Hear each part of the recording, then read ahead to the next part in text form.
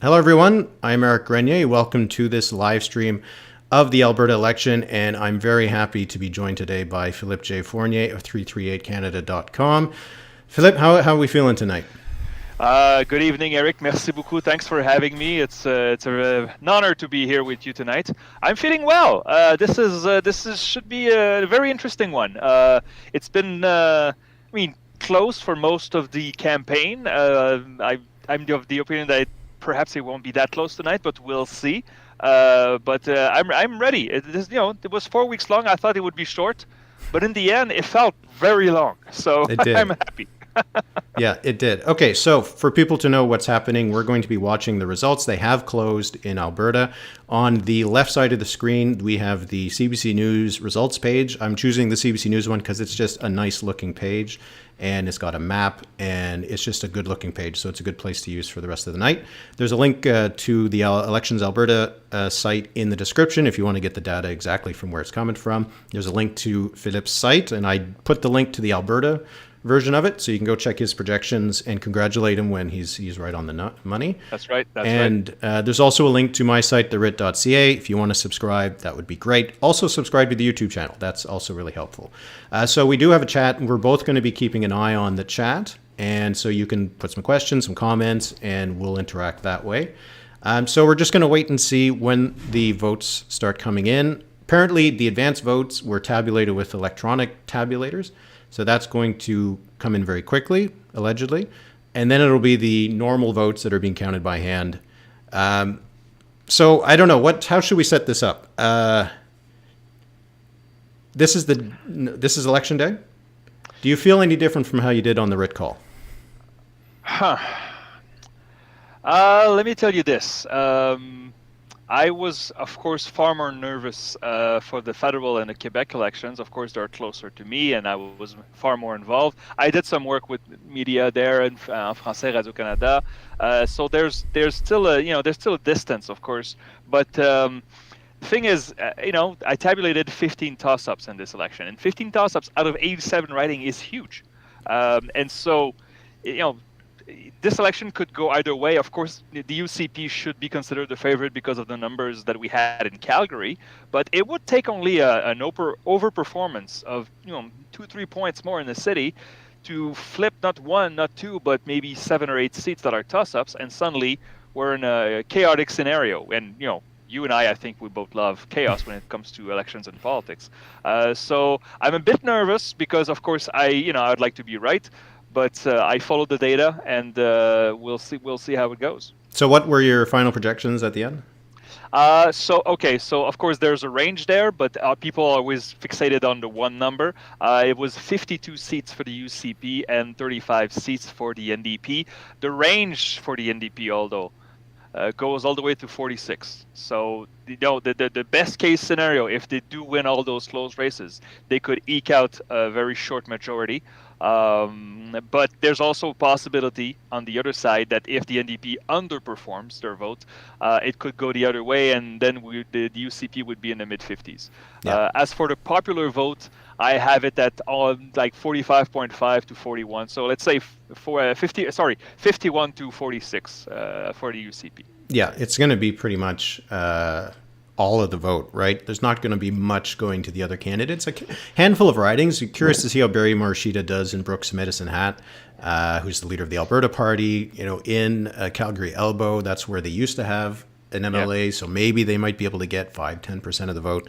How much the Green Party does in Edmonton, in some of the Calgary ridings, and then the Solidarity Movement of Alberta, which is the right-wing party of Artur Pawlowski, how much of the UCP vote he's going to take away. But it is really going to be blue versus orange across the province. So we'll see how that's going to play out. The polls at the end of the campaign, I have them all here.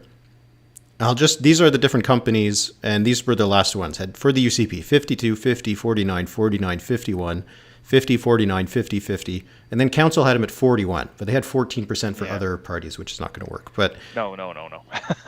not accusing any pollsters of anything, but there's not a lot of variation in those numbers. 46, 46, 46, 46, 48, 48, 44, 47, 44 for the NDP. So the pollsters seem to think they know exactly what it's going to be. Well, you have to give credit to the pollsters who released a bit early. I know Echo's Friday released on Friday night, Léger Saturday That's morning, true. but I know their poll was ready on Monday on the Friday morning. So I mean, but when you have other parties at more than 3-4%. I mean, even Forum Research last night, 50 to 44. Okay, the 50 and 44 are both plausible, but 6% for others, that doesn't seem to make sense considering no party has a full slate. The Greens, I think I have the third greatest slate, and I believe it was 41 candidates. Correct me if I'm wrong, somebody in the chat, but I think that's what it was. Yeah. So it's it's going to be hard for those other parties to go more than 2-3%. That council public affair for I don't understand why they would publish that. I don't know insane. why any pollster at the end of the campaign was including any other party, really. Aside from, I mean, maybe the Greens and the Solidarity Movement because they had a half slate, but I think after them, the third party was the Alberta Party, and they had 19 candidates out of 87. So, like, if you're the Greens, you have to average a little over 2% in every riding to get 1% of the vote. That's right. I mean, that's an average, which means you have to have some ridings where you're getting 4 or 5. Anyway, we're probably not going to spend a lot of time talking about them throughout the night. Over under, Eric, 1% province-wide for Greens. What do you say? Under. Here, wait. I have their historical results for the last 3 elections. 0.4, 0.5, 0.4. So I think that'll be tough. Sorry, guys. 1% is too high. That's right. Because, of course, of the half slate. Yeah. I know we have some Greens in the chat, and, they have keep on keeping voice. on. It's just not going to be this election. Absolutely. It's not going to be this election. I'm sorry, guys. So we did have a question earlier. Oh, sorry. One of them's very upset with us. I think that's Kyle. So anyway, we did get one question. Kyle's the best. Yeah, he's good. So we did get one question. So I do want to try to address questions when they come up, but the chat's actually pretty live right now. So, but the idea that the NDP is, or not the NDP, but Alberta is a province of political dynasties, I kind of feel that that's over. I don't know about you, but I feel like we're gonna have competitive elections in Alberta now. We had some data about newcomers to Alberta and people of visible minorities, and they seem to live. Well, they live in it. Many of them live in the cities, and they seem to tend to go towards the NDP. What will hurt the NDP is historically, these groups of people have low turnout, but this will change in many years. And of course, the map right now, as you know, Eric, really is an advantage for the UCP because of the rural-urban split. But the cities are growing faster than the rural areas, and so when they redo the map, I think it will be before the next election. Calgary and Edmonton are going to win seats, and the rural regions won't. So it's going to get closer, and plus, let's say the UCP wins tonight. For the next 4 years, there's going to be more wear and tear, and I think the dynasty thing. Yeah, I think it's over now. There's a base of voters that do not identify as conservatives. It was not the case some years ago, and I think it's firmly the case now. So yeah, and if you look at a place like Calgary, so in 2015 they got 34% of the vote, and that was enough to win the plurality of seats. Yep. Last time they got 34% again. So they held their vote in Calgary despite the fact their vote went down across the province. And now they're going to probably get 45% or at least, right? So it's going to... if Calgary continues this direction, it's going to become a place that the NDP can do a lot better in, right? The northern suburbs that are more diverse, those areas are going to start becoming pretty safe for the NDP unless the UCP changes its approach. Alberta is finally interesting politically. I'm not saying it wasn't. It's just the elections were boring. Now they've joined the club, and also the politics were always interesting. It's just the elections were boring. Oh, absolutely. The UCP is still an experiment. I mean, there's a lot of infighting and factions in that party, and those work when you win. But if if in 3 years and if they lose this time, or if in 3.5 years they look like they're losing, this is going to blow up. And so, what will it blow up into, and what will happen after? I know. Yeah, I think dynasties are done for a while in Alberta. For Yeah, sure. yeah. Okay, so we're still waiting for our first results. It usually takes about this long, so I wouldn't be surprised if we start getting some numbers in the next couple of minutes. But just looking at the map right now, the places we're going to be focusing on are, for Edmonton, it's the ridings in the so-called donut, right? So we're talking about Strathcona, Sherwood Park, Morinville, St. Albert, which is another one that we're looking at? Leduc, Beaumont, maybe. Sherwood Park, that's going to be an important one. I think these are underrated in terms of how important they're going to be for the NDP. I would exclude Leduc Beaumont from this one. Though. If the NDP wins Leduc, it's because they there's an orange wave that everybody missed. But the rest, yeah, absolutely.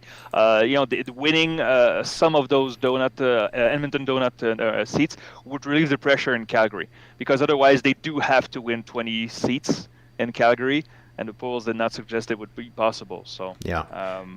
So now looking at the map at Calgary, there's no donut in Calgary, but the ones outside of the city, Banff, Kananaskis, it goes all the way out to the Rockies, but it approaches the city boundaries. But that'll be one that the NDP is looking to pick up. But we're really looking at these outer ones. So Calgary, Bow, Northwest, Foothills, Northeast, maybe East, Acadia, Elbow, Glenmore. A lot of these ridings that are really going to be key. I think when we last chatted last week, we said the tipping points were Acadia, Bow, and Glenmore. Glenmore, yeah. Let me check if I changed. I think I had Morinville, St. Albert, and sorry, I should know this, but this is a live stream. We'll have plenty of time. But I can tell you that my 15 right here.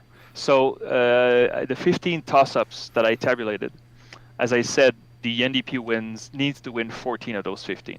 So Banff, Kananaskis, Calgary, Acadia, Beddington, Bow, Cross, East, Edgemont, Elbow, Foothills, Glenmore, North, Northeast, Northwest, Lethbridge East, and Morinville, St. Albert. So those are 15 seats, and I think that to win, the NDP needs to win 14 of them. Now, I have them leading in some of them, but not 14 of them. Yeah. If they win 14 of those, they should form a majority tonight. All right, so my toss-up, is Morinville, St. Albert. Interesting. Oh. Acadia and Bow are just next to it. So yeah. Well, it does show how the focus has been on Calgary, but with the margin being as close as it could be, if it is an NDP win, they do need those extra seats. They do need Lethbridge East. They need Banff. They need Morinville. They need Strathcona. Those kinds of ridings. So. If they win all of those, but they don't win anything in Calgary, then that's it. But that's about it. Okay, so we're still waiting for our first results. We should get them soon. We usually get them at around this time, like I said. What were you doing? Were you you did the Alberta election 2019? You didn't do 2012 or 2015? I was not on media. No, I did 19, and I did surprisingly well. I got lucky because I had the UCP higher than a lot of people online. I had the UCP at 60 seats. I remember I had 60 to 26 to 1 for the AP, and it ended up 63-24. So I had a pretty good night. And there's a good story of that because the action was on April 16th, right? Okay. On April 17th, I had scheduled a meeting, my first meeting with Maclean's magazine. And so I was staying in a hotel. That's still a magazine? Is that still doing politics anymore? I think they're just a cottage industry now. Right. But it used to be a prominent magazine, and so I had a meeting. So I'm in Toronto, so I'm staying in a hotel watching the Alberta election, and I have 82 right winners out of 87, and I'm feeling good. And that morning, I walk into the Maclean's offices, and they offer me a contract, and it was fantastic. So, very good memories. Now, of course, I'm with Politico now, not Maclean's, because Maclean's has decided to step out of politics, and they're completely irrelevant now. So, but it is sad to see they don't even have a politics page on their website anymore. Nope. They used to have a little subheading for it, but they don't anymore. Anyway, that's why we have places like the Rit and 338canada.com to cover politics. My first Alberta election was 2012, so it was a traumatic experience. I had the Wild Rose winning that, as did everybody else. Yeah. Oh, no, well, yeah. It wasn't you. The polls were saying that. Yeah, that was tough.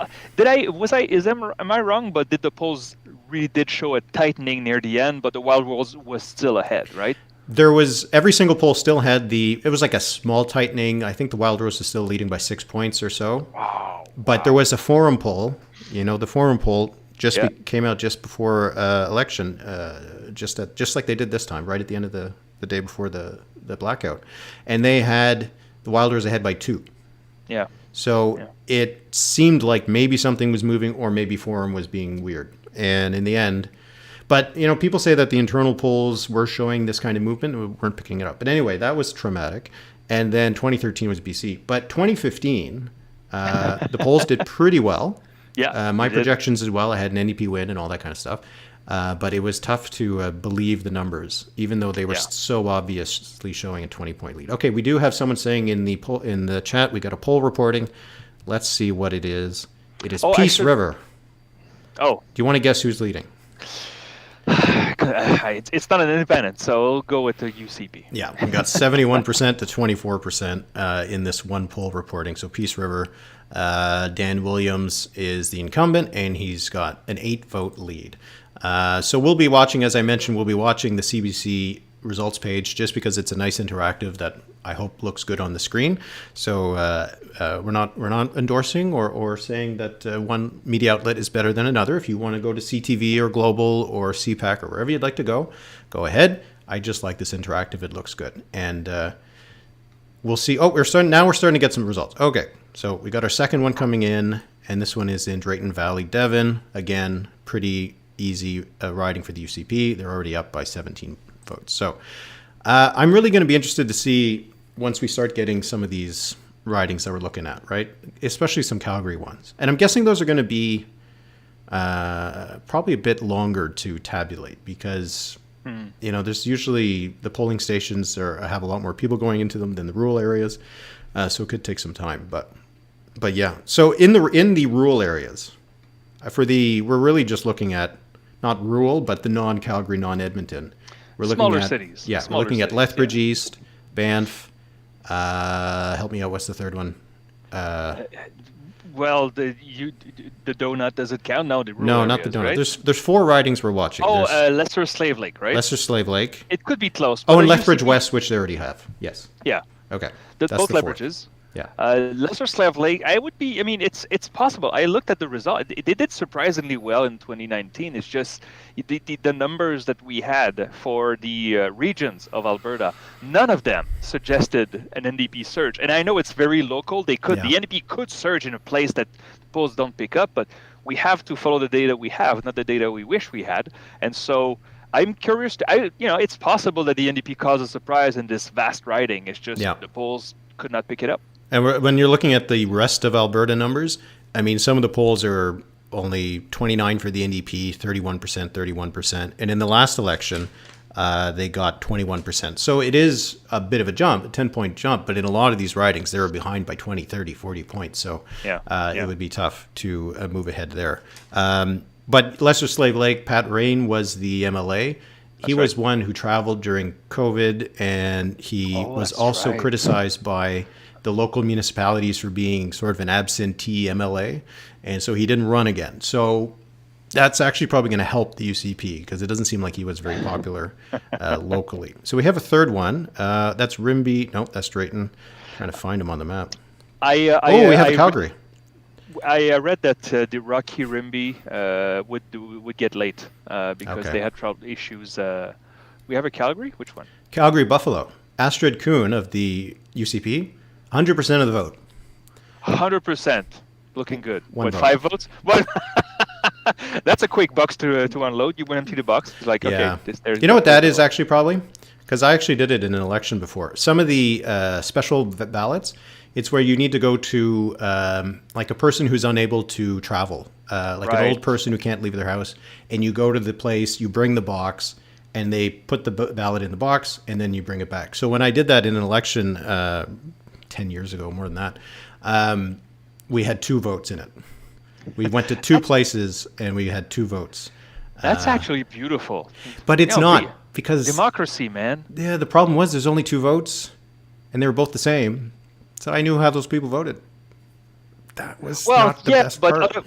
But that's the sacrifice. Those people Yeah. could not move, and they still voted. Democracy, man. Yeah, We have to all defend that. That's good. It's pretty. I like it. But yeah, so that's probably what the situation is right there. Okay, so the UCP is leading in 3, and they're winning in Calgary, Buffalo with 100% of the vote. So I think we can call this. Big surprise. This is going to be a long night, so let's not. I mean, if the UCP is getting 100% of the vote in Calgary, I think they're going to win all those seats. Yeah. We got a question here, Jay. Any long shot rural ridings for the NDP? I think Lesser Slave Lake is probably the long shot. Would be it. Yeah, that would be it. Yeah. I mean, if we're talking just about outside the cities, I think once you get past those 4, you're probably looking at one of the Red Deers, which they won in 2019 or 2015, but it's not going to be easy. The Red Deers. If as long as the Conservatives stay united, the UCP is probably going to get more than 50% in those. So yeah, it's on the UCP experiment. As long as it lasts, it's going to be very hard for the NDP. But we'll see. Did the Abacus poll that was put out over the weekend had the really interesting result that it was, what was it? It was 51 or 50-49. What was it? 49-48 for the UCP. But then when they asked if the UCP leader was someone other than Danielle Smith, it was 55-38 for the UCP. Yeah. Very close to. Yeah. That almost feels like the natural resting place of the electorate, right? But I mean, again, this was an ideal imaginary leader that people can assume it's the best possible version of the UCP. But it does still show that the NDP was making some gains. We also had a question here. They ate up the third-party vote, right? Yeah. And 38% in that poll. I mean, even if they did get that in election, that's not nothing. That's second best result. Parties, absolutely. So, let's go with the question. Yeah. The question was any long shot UCP gains. There was a question as well, Sad. You had asked a couple times about the AI polling, and maybe we'll get to that later in the night when we have other things to talk about. But long AI shot, polling? Yeah, like those AI polling social media and that kind of thing, like with the advanced symbolics. But the question was from Canadian Alex about long shot UCP gains. There was some talk. It's probably talk. Gains. Oh, okay. Yeah. Of the UCP winning in Edmonton. What do you think? I mean, maybe they hold on to Southwest, which is the only one they have. But I'll say this. Well, thing is, that wouldn't be a gain, though. That would be a surprise, but it would not be a gain. That's true.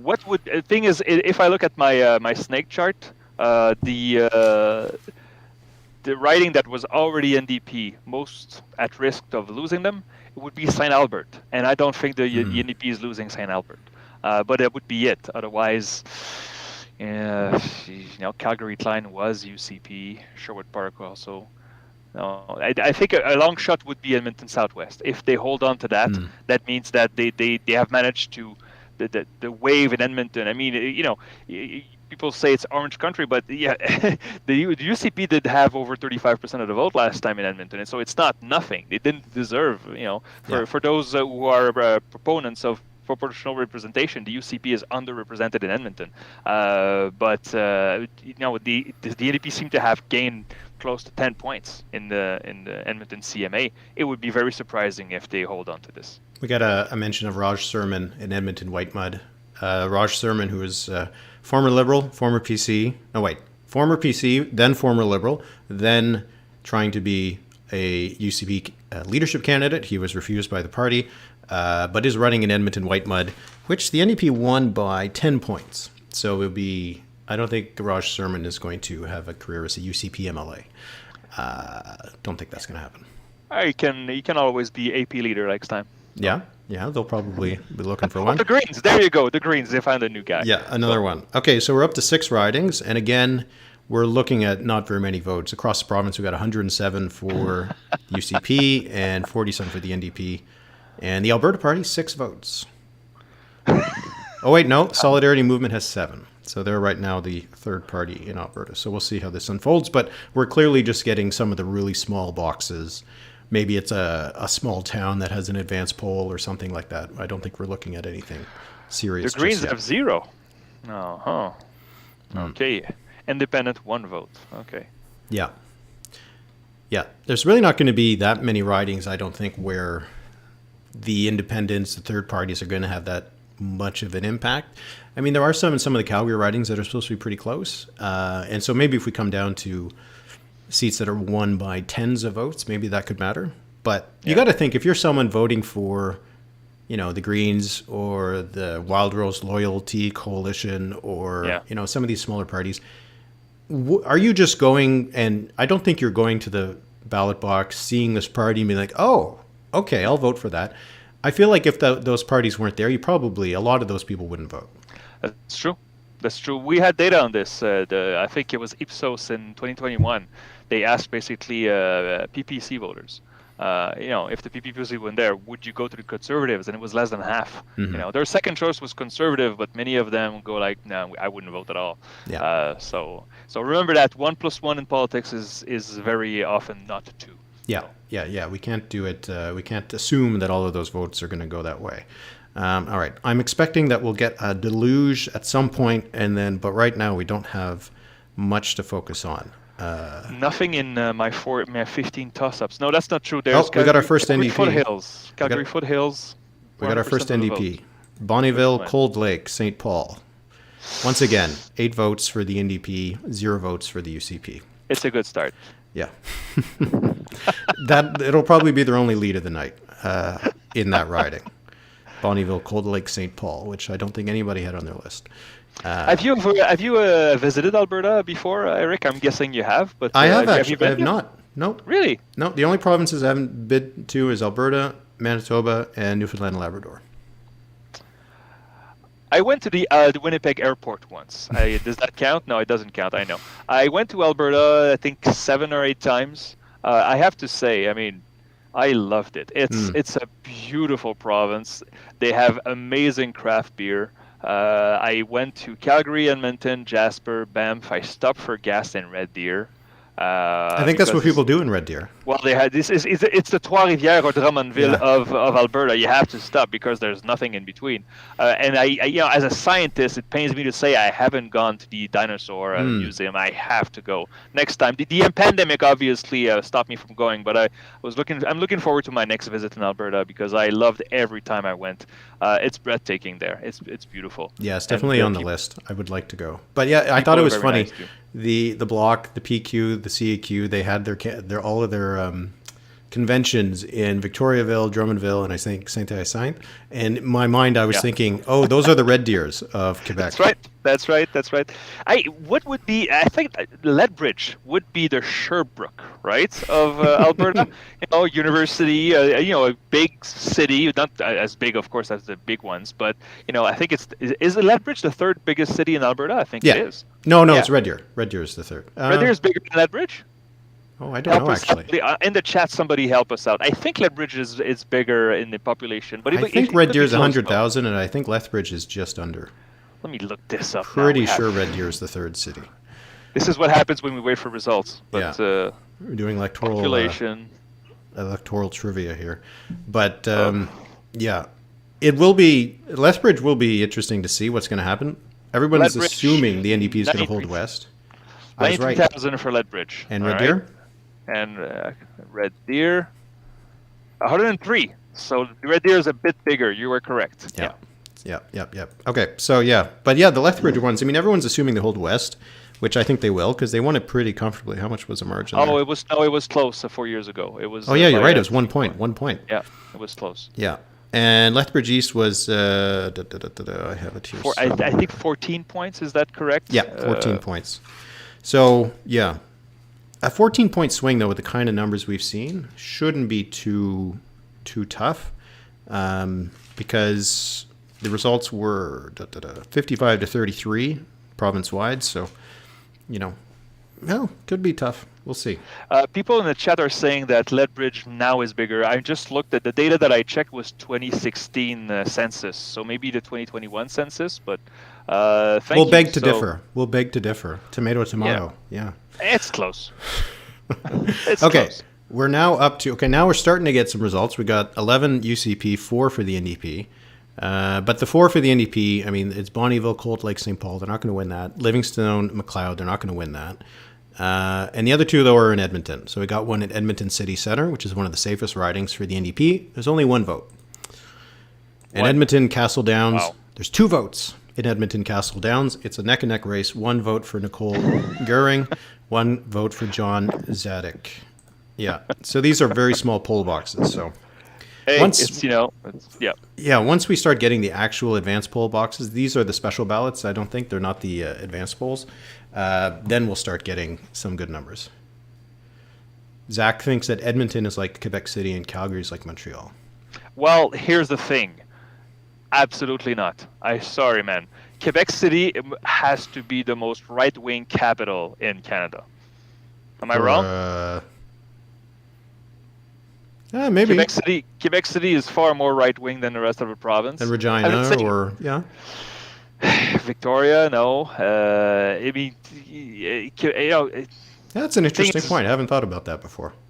Montreal is more multicultural. We have a row of Quebec Solidaire ridings. Montreal, 18 ridings federally. 1 is NDP, 1 is Bloc, the rest is Liberal, and the Conservatives are not even competitive anywhere. I live in Rosemont-le-Petit-Patrie. The Conservatives I think they had 2% of the votes. So, and whereas Quebec City, the Conservatives are competitive pretty much everywhere. Yeah, I think that's true. I guess because someone said Regina. The NDP does pretty well in Regina. That's right. The Conservatives still win it, but at least federally, provincially, the Saskatchewan NDP does pretty well. So, Fredericton is pretty conservative, but I think it's conservative. Quebec City is a contrast to the rest of the province. That's the thing. Yeah, that's an interesting point. All right. See, we're covering the whole country here. We're talking east again. We have to go back west. Let's talk about. I learned so much about Alberta this election. I mean, I spent the whole month listening to podcasts, reading articles, and just discovering new stuff. I think this was the most pleasant part of the election for me, was learning about Alberta, because I had gone to see friends. I had gone, as I said, to visit the mountains, the cities, and drink beer. But to really understand, I mean, I don't think I knew premiers of Alberta before Lougheed. And I know Lougheed is the 70s and 80s, but still, I could not name a single one. So I read, of course, I read Dave Fournier, great guy, the writing about Alberta. I'm a big fan. So learning about Alberta was very much fun during this election. Yeah, that's one of my favorite parts about covering all of the provincial elections, is diving deep into each of the provinces. Oh, yeah. It'll be Manitoba soon. Okay, we actually have our first NDP lead, but this is province-wide in the vote. 52.5 to 43.1 for the UCP. So we're now getting 6 ridings for the NDP. A couple more at Edmonton, so those are likely to, we got Castle Downs, Beverly, what do we got? Castle Downs, Decore, City Centre, and Ellerslie. Those will all be NDP. And then the other 2 are the rural ones that we were looking at that they're not likely to get. But we're getting some results in Calgary. So Calgary Bow was one of the ones that we were focusing on, eh? We don't have any results there just yet. But we got Varsity, Edgemont, but the UCP is leading in them. Again, these are really small polls, so not likely to be still really too early. It's $1. Yeah. I'm being told to look at Edmonton Ellerslie. Let's see why. What's happening there? Oh, wow. Okay. Edmonton Ellerslie, we actually got a real ballot. So we have what looks like about 1,200 votes counted. 66% for the NDP, 32% for the UCP, and Ellerslie is a pretty safe one. I don't have it on my list of one of the closer ones for the NDP, so I think this is what we'd expect in this kind of riding, but that's a good start for them there. Interesting. Where do I have it now? Yeah, it was pretty safe. I had it as a 14th seat. My projection says 60 to 38, so... Okay, well, they're on track for that. Holds up for so far. Yeah. I'm still looking for some more. Cardston, Siksika. There we got a few more votes. UCP has 82%. That's a pretty safe riding. I think I have that, and it's one of my safer ones for them. Yeah. Absolutely. They didn't get 75% of the vote there last time, but anyway. 75? They didn't. They came up short of 75. Oh, just short of 75. Yeah. But Central Peace, Notley. See, this is one where they did get over 75% of the vote. We only got 2 polls reporting. We got 57% for the UCP, 28% for the NDP. Todd Lowen, who's a cabinet minister, on the bubble there. Okay, so we're starting to get some numbers in, but we're not getting any indications just yet. Still 100% for the NDP in Bonnyville, Cold Lake, St. Paul, huh? Oh yeah, they're holding on, 8 votes. By the way, for people in the chat, just because there's so much going by, I think I have the moderation on pretty stiffly. So if you do anything that sounds, naughty, the YouTube's not going to post it, and I'm not able to keep up. So if you post something that has the word "screw" in it, for example, probably not making it into the chat. It's not me. It's just YouTube. I don't have the bandwidth to also keep an eye on what the AI and YouTube thinks are naughty comments. Can you block words and stuff like that? I probably could. Yeah. Yeah. WEF should be so those who talk about the World Economic Forum there. Yeah. Just go back on Twitter. Yeah. Okay. So. Well, if we have any people watching in Davos, hello. I'd take a free trip. Why not? Okay. Yeah. So, all right. So we're still at pretty early on. We're going to start getting some. Well, if you just write the word "screw," it looks like you do get it in. All right. There you go. Don't test the. No, don't test the naughty words. Don't test the YouTube moderation, people. The AI is working hard. It's not my page, but it's fine. Yeah. Oh, we do have someone from Davos. All right. I don't believe them. All right. You guys are having fun in the chat. I'm happy to see that. Okay. I'm still just searching. If anybody sees any ridings that have a lot of votes counted, let me know. Camrose, here's one. 3 polls reporting. Got 203 votes for Jackie Lovely of the UCP. It's 54%, and the NDP is at 39%. So the discussion going into this was that the advance polls were going to be more friendly to the NDP. And so once we get to almost like complete all the ridings start reporting, it's probably going to be the advance votes primarily. So the thinking is that we might see the NDP ahead in the seat count before the election day votes start to get counted. A little bit like we saw like in the United States, right, or we saw in Saskatchewan, we saw in BC during the pandemic, that the election day vote has leaned conservative for the last couple elections.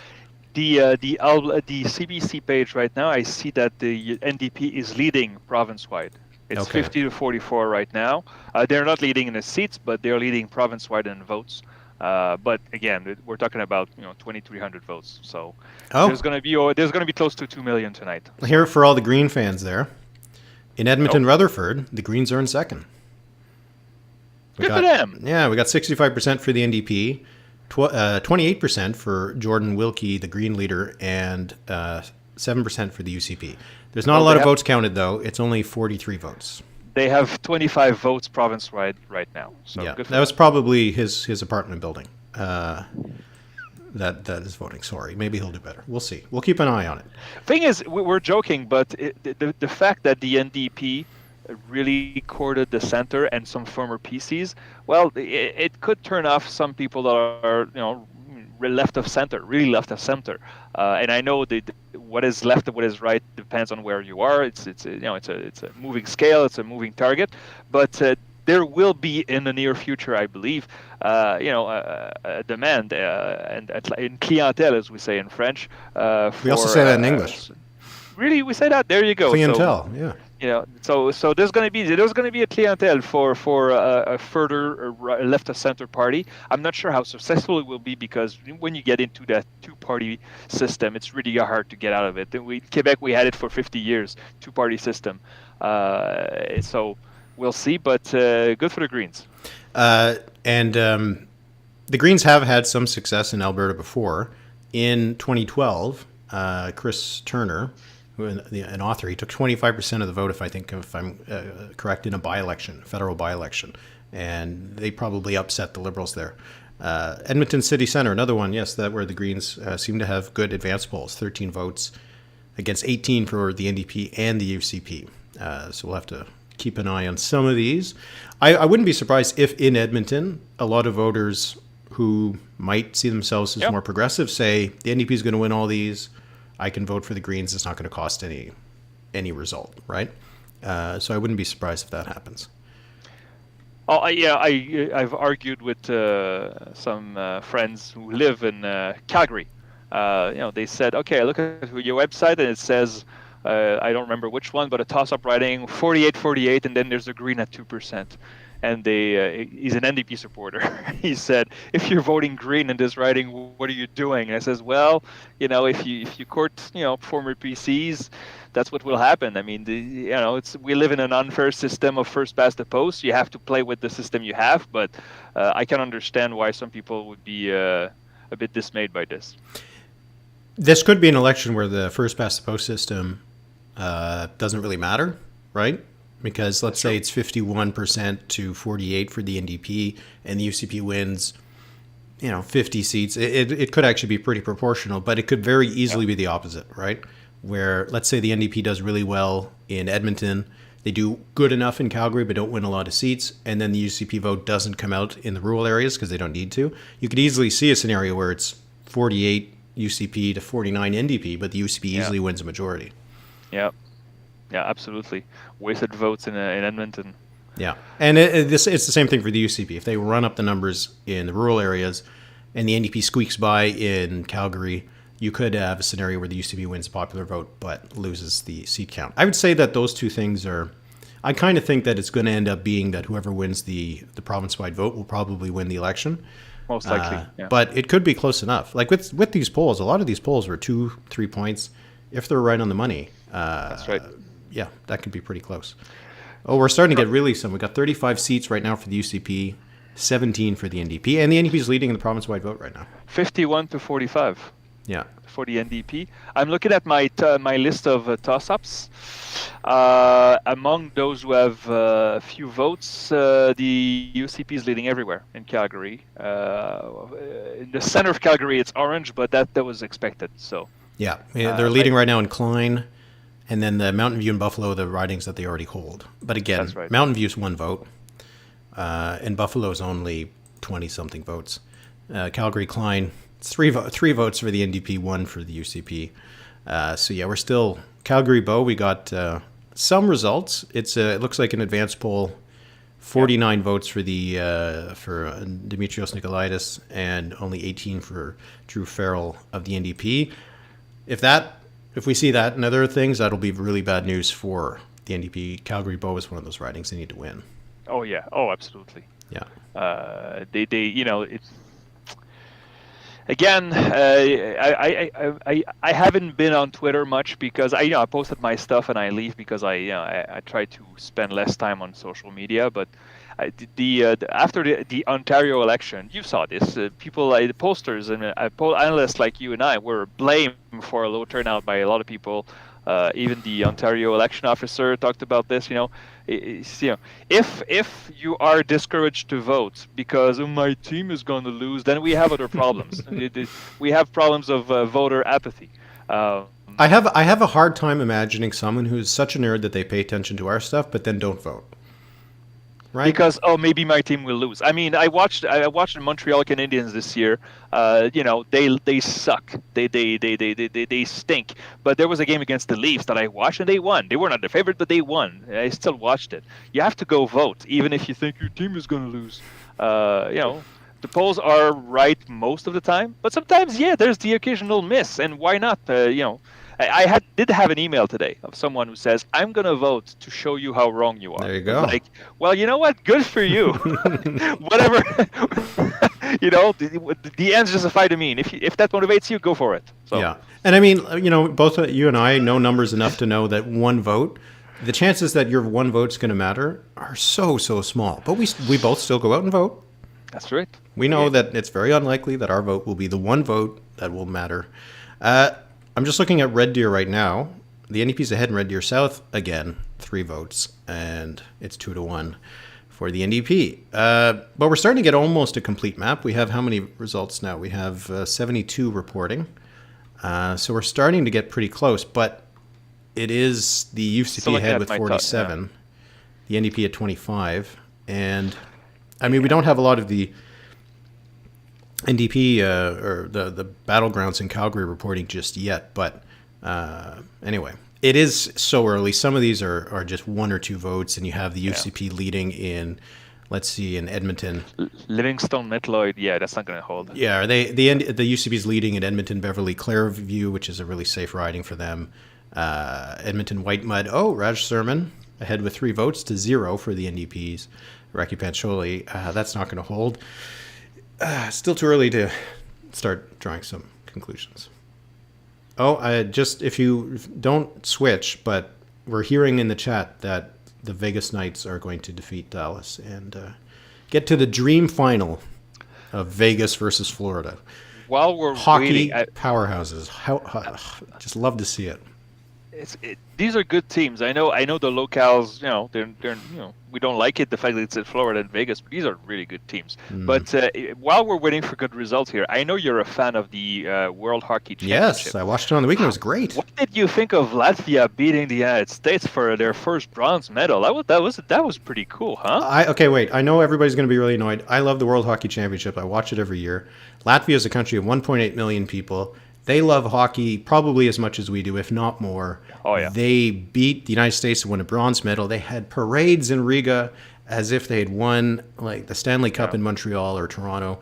But they beat Sweden, they beat Czechia, they beat Switzerland. It was just a great story to watch. The World Hockey Championship's a better tournament than Stanley Cup. There, I said it. Okay. That's insane. No, that's insane, though. You can't say that. I can say it. It's my stream. That's true. You're wrong. Okay, so let's dive into a couple of these ridings in Calgary. Let's see if we can find one that has some votes. Foothills got some votes. Still only 2 polls reporting, but the UCB's ahead there. Calgary Northwest, again, 2 polls reporting.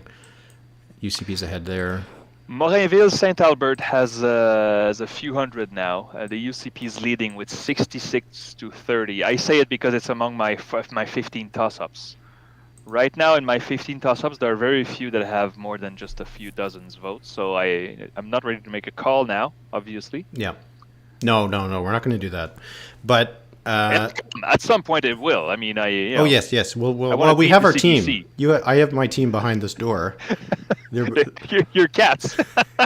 I have one cat. She's very good. Only one cat. Where is mine? Yeah. Okay.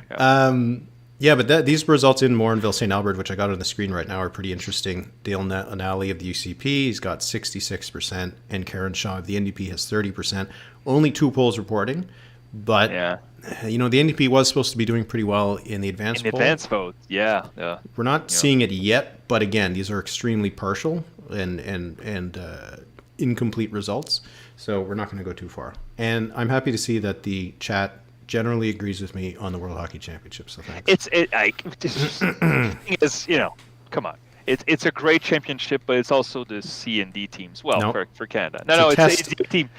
Although I have to say, it was fun to see Germany not getting embarrassed by Canada. They were leading at some point in the game. I watched it. Yeah, no, it's good. It's a test of national team organizations, and some teams get their people to come out. That's just it's Germans without Mr. Draisaitl. That's right. So but the Olympics is better than the World Hockey Championships. Come on, man. With the pros. But that's not happening. Okay, so we're looking at. Okay, back to Alberta. Sorry. Back to Alberta. Here's Fort Saskatchewan, Vegreville. Again, only 2 polls reporting, but it is a 2-vote gap for the UCP.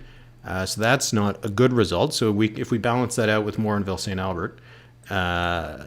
Strathcona, Sherwood Park, not enough votes. Sherwood Park, not enough votes. Bruce Grove, Stony Plain, not enough votes. Leduc, Beaumont, not enough votes. Actually, some of the ones that we're looking at are ties, 1 vote to 1 vote, and it looks like the CBC is giving them to the incumbent, which might be why. So the fact that the UCP is at 45 right now is not actually where they are, because some of these are not. They should not show a lead when it's only 1 vote. I mean, I remember the last election I was on Nouveau. For those who don't know, Nouveau, it's the French CTV basically in Quebec. It's the Bell Media. I was doing the election night, and the anchor asked me for my analysis of this riding, and he's stop, we have results. So 12 votes for this party and 8 votes for this party. He's like, come on, man, just let it on the screen. We have to calm down here. Like Banff right now, it's like, oh my God, Banff NDP is leading. It's 1-0. We have to calm down. We're here for a while. But here's one. We got alerted by who said that in the chat. Jay. West Yellowhead. We got 4 polls reporting. So a decent enough amount of votes. The NDP is actually way ahead. These are really good results. It would depend, I suppose, where these are coming from. Oh, interesting. Yeah. It's got 80% for Fred Kreiner and 21% for the incumbent Martin Long. I wonder if, like the NDP does particularly well in areas with Indigenous populations. That's why they can win a riding like Lesser Slave Lake. It's possible that might be what we're looking at in West Yellowhead, some of those reporting first. But yeah, that's so. We got some mixed results here. I think we can't draw any conclusions just yet. The 2019 result in West Yellowhead, 68 UCP and 21 NDP. That would be it's a big swing. Huge upset. It would be a huge upset. Like here's another example: Grand Prairie, 2 votes for the UCP, 2 votes for the NDP, and it's right now blue on the map, right? So we're not exactly at a place where we can even look at the whole numbers in terms of who's leading and draw some conclusions. But it is interesting that the vote share right now is 49.8% for the NDP, 46.4% for the UCP. So maybe these advanced polls are actually favoring the NDP. Looks like it. We do have complete results or every riding reporting in Edmonton, whereas we don't in Calgary. So they're going to make us wait in Calgary. Is it a sweep so far? In Edmonton, no. So the UCP is leading in Manning, Beverly, Clairview, Northwest, Glenora, Oh yeah, I see it. Okay. White Mud. But again, none of these are real leads. Just going through the list of ridings here. Yeah, they're all just handfuls of votes. So nothing to report so far. Okay, looking back at my 15 toss-ups. Calgary Northwest, it's 55-35 for the UCP, but it's only a few hundreds. There's only Morinville, St. Albert that has close to 1,000 votes counted. It's kind of slow in the cities, but it's slow everywhere. We do have a comment from Ropurius. He says, CBC noted that Elections Alberta has not started with the advance vote. Much of what we're seeing is the election day tabulation coming in. That's interesting. True? Okay. I thought they had said specifically that they would start with this, but clearly not because it's too slow. It'll be a dump at some point in the next half hour or so. Yeah, well, if the advance votes are by tabulators, they should be done pretty quickly. As we saw in Ontario, those take no time at all. But if it is, and then it's supposed to be day counting by hand for the election day vote. But I guess if you're a small poll, you can count them pretty quickly. You still have your mic up, by the way. There you go. The UCP just jumped ahead in the popular vote. I think it was a dump because it's 50-46 right now for the Conservatives. Yeah. So some pollsters would like Research Co. They could like that. If you could stop right there. They had 50-46. Stop the count. Stop the count. What did you think of the polling debate during this campaign? Because it got kind of weird, I found, this week. I have to say, as I said earlier, my friend, I did not look at much of the comments this time around, but I know it's there. The fact that polling by professionals is still the only objective, with uncertainty, objective information we have during a campaign. I know a lot of people don't like polling, but deal with it. There's news every night, and there will be polling during an election campaign. That's how it works. And if you don't like polls, guess what? Your favorite party and your favorite candidate, they better like polls because otherwise they won't win. So the polling debate. I haven't been in this industry as long as you, and I'm already tired of it. I get why people are mad, but usually it's also a losing argument. The winners don't mind about the polls. When you lose on what you're told, it looks like the data says you're losing. It's like, no, damn it, I think we're gonna work hard. It's possible, but I participated in the debate in the last Quebec election. Are there too many polls during the campaign? And the anchor was actually the anchor for the news for Nouveau Media. And I said, you did news today. You're going to do news tomorrow. You're going to do news the next day. There's too much news in a campaign, yeah? So anyway, it's just stop it already. What do you think? Well, first off, someone named Peo Time said hello to us, so hello. It's funny you say that you haven't been in this as long as I, and you're already tired. You eventually get to it's like what's the stages of grief? You come to acceptance. Acceptance. Eventually, you don't care anymore. So I've been around this long enough that I know I don't get nervous on election nights anymore. Even when I do put up projections, like I did for the Ontario election or the federal, I don't get nervous about it anymore because you do your best. You're showing what the polls are showing. If people don't like it, whatever. They weren't going to congratulate you if you got it right. And everybody moves on, and everybody eventually gets over it. And so I don't really care anymore. I don't get nervous. I used to get really nervous, but not anymore. That's a good point, Eric. I would say, though, that I was not nervous today. But when you're on election night for 5 or 6 hours, as I was for the last Quebec elections, and you have the potential of being humiliated. And, in 2018 in Quebec, the polls were a bit off. My projection was okay. It was okay. It was close. It wasn't perfect. Yeah, you didn't have Quebec Solidaire winning 10 seats, but... no, I had 7. Yeah, I know you had 10. I know you had 10. But, I was there live, and Patrice Roy, the anchor, looks at me with stern eyes, and he says, so, the polls seems like they missed the CEQ surge. And I wanted to remind him live on TV, dude, I'm not a poster, but I just said, well, we'll see when it was very intimidating.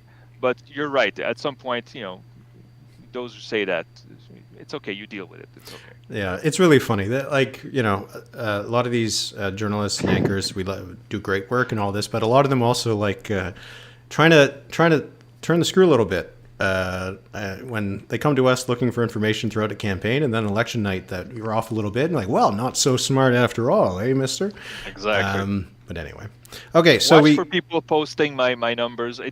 There will be some numbers that are wrong. It's just going to happen.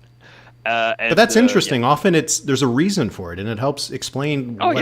Like for the election in 2018 in Quebec, a lot of the mistakes that both you and I had were in the same part of the province, right? Yeah, so it showed that particular part of the province was reacting in a different way. So when we look at the results we have tonight, there'll probably be a few results that don't make any sense in terms of the swing, but it's going to tell us something about what was happening in those parts of the province that bucked the trend. It's actually going to help us understand the election more than if we hadn't had projections in the first place.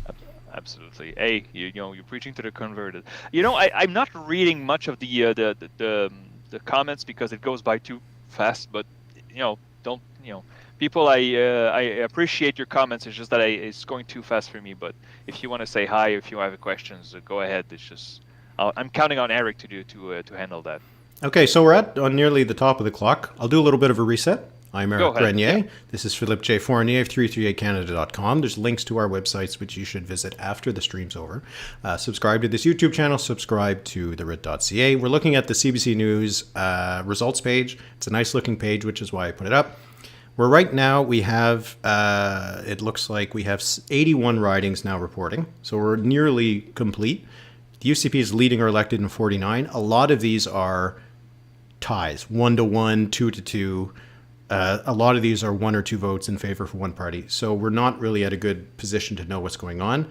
But the UCP is at 52% in the popular vote so far, and the NDP is at 44%. And, we're starting to get a little bit more. Philippe, if you look at Edmonton, the only ridings right now that are blue That's right. are Edmonton Castle Downs, and there it's a 1-vote lead out of 5 votes. And in Edmonton Beverly Clairview, it's a 4-vote lead for the UCP out of 6 votes. So that Edmonton seems to be going as expected, with the NDP ahead. What was the riding with the Green leader we had it looked at a while ago? He's now dropped back, but he's still got 15.5% with 3 votes, 3 polls reporting. And then in Calgary, the ones we're still waiting to report are Calgary-McCall, which we expect the NDP to win. Calgary-Falconridge, which was the closest riding last time, which probably means the NDP can take it. Calgary-Beddington, which we kind of expect the NDP to win. And Acadia, the NDP is now ahead by 1 vote, with 1 vote counted. And Calgary-Piegan is, again, not reporting. So the map is starting to make a bit more sense. Not entirely, because, you have the NDP leading in Cardston. But we got 4 polls reporting. 154 to 144. What did you say, Calgary-Piegan? I heard Piegan today. I said pagan. Sorry. That's what I thought it was as well. I said Calgary Bow for the longest time. I didn't know the Bow River. I mean, I'm francophone. I have this excuse, but it's not the Bow River. It's the Bow River. It's like, I'm sorry. Apologies. Yeah. Interesting. Yeah, I know. I did that when I was doing the PI election. I was calling it Souris because I assumed it was like in Manitoba, but no, it was like in French. It's Surrey. So Surrey. Yeah. So we learned things. Okay, Banff, 1 vote lead, but we got 60 votes counted there for the NDP. West Yellowhead, what was going on there? We now got 7 polls reporting. Okay, now it looks like the NDP's moving up. Huh? Yeah. Now it's just a gap of 37 votes. So that's probably not going to work out for the NDP to hold that. And in the Lesser Slave Lake, we were wondering about that one. You know, in the end, the wildfires, there was talk that they would maybe postpone some of the elections or something like that in those ridings, but I guess not. We'll see. I assume, though, the turnout's probably going to be quite low in those ridings in the north that were affected by the wildfires. People got different concerns. Let me look at my 15 favorites here. Sorry, 15 favorites. The NDP has to win 14 of them. It's 2 small numbers. Yeah. So we're at 48 leading and elected, not just leading right now for the UCP, 34 for the NDP. This is starting to look a little bit more kind of what we'd expect. But I think the NDP, again, if it's true that the advanced polls are not being reported first, which is what we'd expected, then maybe the NDP might actually catch up in some of these ridings that are not starting to report just yet. So that should be something to watch. My cat is trying to jump up on me, so hopefully. Morinville, St. Albert, 63% for the UCP. I thought it would be closer, but I know it's early, but still. Yeah, three polls reporting, yeah. But, this depends, right? Because if the polls that are coming in are the ones that are further out, those will be good for the UCP because the NDP was going to do well in the ridings that are near St. Albert. Yeah. So that's something to watch. Sorry, did I get Souris wrong again? Yeah, okay. No, I was right. In Manitoba, it's Souris, and in PI, it's really? I would have thought the opposite. PI, it's Surrey, and Manitoba, it's Souris. Brandon Souris is the riding. Anyway. That's good to know for our next live stream in Manitoba. It's like someone just mentioned it, Portage la Prairie, right? You say it Portage la Prairie in Manitoba. You don't go Portage la Prairie or whatever I'll say Portage. Say Portage. Yeah, I know. Yeah. But no, I did that once tonight because I went to university at Queen's in Kingston, and the hospital there is the Hotel Dieu. And I told the taxi guy, let's go to the Hotel Dieu. And he looked at me like I was speaking another language entirely from English or French. But anyway, we're still at 82. I did eventually correct him. I got there in Hotel time. Dieu? Hotel Dieu. Come on, there's an I there. Yeah, and the other place in Kingston was, I think it was another hospital or clinic. It was something like that. And it's they pronounce it there Jean Mance. So you can probably imagine what that's supposed to be. Jean Mance. What? Jean. It's Jean Mance. Anyway. Jean Mance. 2 solitudes. Yeah. Anyway, Kingston, if you read the Financial Post, a tiny city. This was the headline they had. Oh, I saw that. Oh, come on, man. 150,000 people. Tiny, tiny little city. Hey, do we have results in Lacombe, Ponoka? I want to see here that woman who called the trans kid feces or something. Well, yes. How is she doing? Where's that riding? It's. I can't remember where it is now. Lacombe, Ponoka. Oh, my screen is. Oh, there it is. What does it look like? She's winning, but 8 votes to 5. Oh, okay. It's too early. Yeah, it's too early. She is apparently not going to be sitting in the UCP caucus if she gets elected, which she almost certainly will. We'll see how long that lasts, especially if it ends up being close. You have to believe in second chances, Eric. 50 for the UCP, 32 for the NDP. Let's walk away from that. Yeah. All right. So the ones let's take a little time. We'll go around the donut. All right. So Morinville, St. Albert. We only have 3 polls reporting, and it's about a 34-point lead for the UCP. So that's not looking good, but it's still pretty early.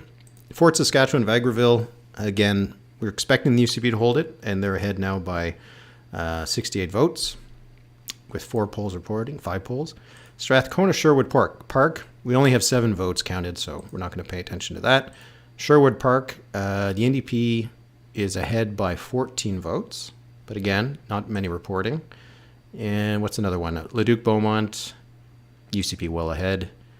And St. Albert, the NDP, was ahead by 13 votes with 3 polls reporting. So I guess so far you could say the donut's going okay enough for the NDP. Maybe. Because they need more in Ville St. Albert, but if they're picking up Sherwood Park, they're ahead in Lake St. Anne Parkland, but again, this is probably just one friendly poll. And yeah, I'm not sure.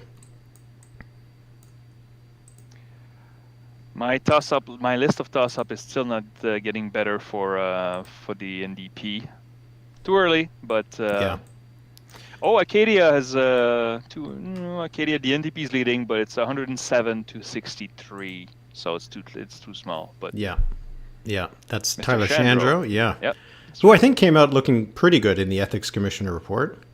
Because I think, if I recall correctly, he was the one telling Danielle Smith he couldn't do these things. Yeah. So we'll see. Maybe that actually helped him in some of these. The NDP's ahead in Calgary West. No, they're tied with 1 vote. Calgary Bow. Again, we're not looking at enough just yet. Once it comes, it's gonna start coming, and it's gonna be a lot. But right now, we're still looking at just a handful of votes in these places. I'm going to go grab a beer and be right back. Can you hold on here? Don't worry about it. That's a good idea. I should have done that. I'll do it first. Then I'll. All right. Yeah, that's a good point by the comment section. Okay, so let's take a look at some of the leaders, how they're doing. So Danielle Smith is ahead in Brooks Medicine Hat. That's one where Barry Morishita is running, so we can take a look at that one in more detail just to get an idea of what's going on. Brooks Medicine Hat, we've got 8 polls reporting, so doing pretty well. 775 votes for Danielle Smith, 256 for Gwendoline Dirk, Barry Morishita with 10% of the vote. In the by-election last year, he managed 16.5%, so he's not meeting that. So that's that. And while we're talking about the Alberta Party, let's look at Calgary Elbow, see what we got going on there. Where is it? Where are you, Calgary Elbow? All right, not enough votes. Oh, that looks good. And so what else with the other leaders? Who we got? So Rachel Notley leading by 10 votes. I think she'll win by more than 10 votes at Edmonton Strathcona. Barry Morishita is not doing well in Brooks Medicine Hat. Oh, that looks nice. What are you drinking? Plug it. Maybe we can get a sponsor. It's local non-alcoholic, brewer of course. From Charlevoix. No, it's very alcoholic. It's from Charlevoix. It's called Percy, so it's a parsley beer. And I raise my glass to you, my friend Eric, and everybody who's watching us on the stream. Thank you for being here. Thank you for being good sports. Thanks for people who are not toxic online. I'll say this. Hey, yeah, that's a drink to that. I'm more of a cider guy. I like cider. I had that during the federal. People just watched me for 7 hours nurse that thing. I want to give a star to Grant M, who just wrote, "I'm drinking Bud Lights because I'm not a sheep." That's actually very funny. I like that. So, hello, Grant. Good to see you. Yeah.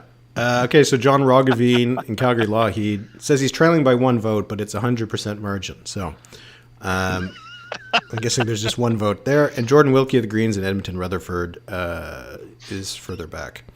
Fun with small sample size. Yeah. Well, we keep talking about other elections, but which election? It was the 2018 election. Were you on Radcan for that? Yes, I was. Yeah. Do you remember that the advanced polls had the Liberals at like 80% of the vote, and someone on the panel said, "Looks like the polls were wrong." God. Oh, I know. I was actually on a side panel for this one, but yeah. I remember that. I think that was in 2018, and yeah, I wanted to throw some. But I was on. I did something in 2018. I don't know how I saw that, but anyway, Edmonton Rutherford is the Green leader. Wanted to see how he's doing. 18 votes, 15.5%. Okay. Oh, this is really good. All right. This is taken. It's an hour, and we don't have really any real. That's the thing. I This is thought kind after of- an hour I could call it, but we can't. We cannot call it now. Yeah. It's still looking good for the UCP, but we can't call it. Yeah, if anybody is watching, is betraying us by watching a news report, and you have some information about why this is taking as long, because usually even, like Elections Canada, which does everything with paper ballots, has pretty good results after about 20, 30 minutes in some of the ridings, right?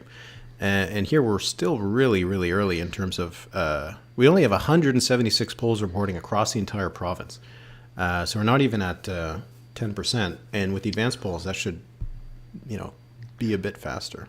That is true. I mean, we just said earlier we expect close to 2 million votes, and we have 20,000 now. Yeah. So it's what one? Yeah, it's 1% of the total votes. So it's, Yeah. A it's little bit bizarre. And we do actually, and we have no results in Piegan. We have no results in McCall. We have no results in Beddington. No results in Rimbey Rocky River. You said there was a reason for that, though, right? Yeah, they had some trouble with So they kept the employees. poll It was open. too slow. Yeah. Yeah, they kept the poll open an hour more, I think it was. Yeah, So, and Lethbridge West, we don't have any results there. And I think that would be all of them that we're waiting on. Lethbridge East is 2-1 for the NDP. Literally. Yeah. Well, at least you're here with me. If I was just talking by myself if when I did the Mississauga Lakeshore live stream, that took forever, and I was just by myself, and it was really lonely. Yeah. Yeah, so I appreciate it.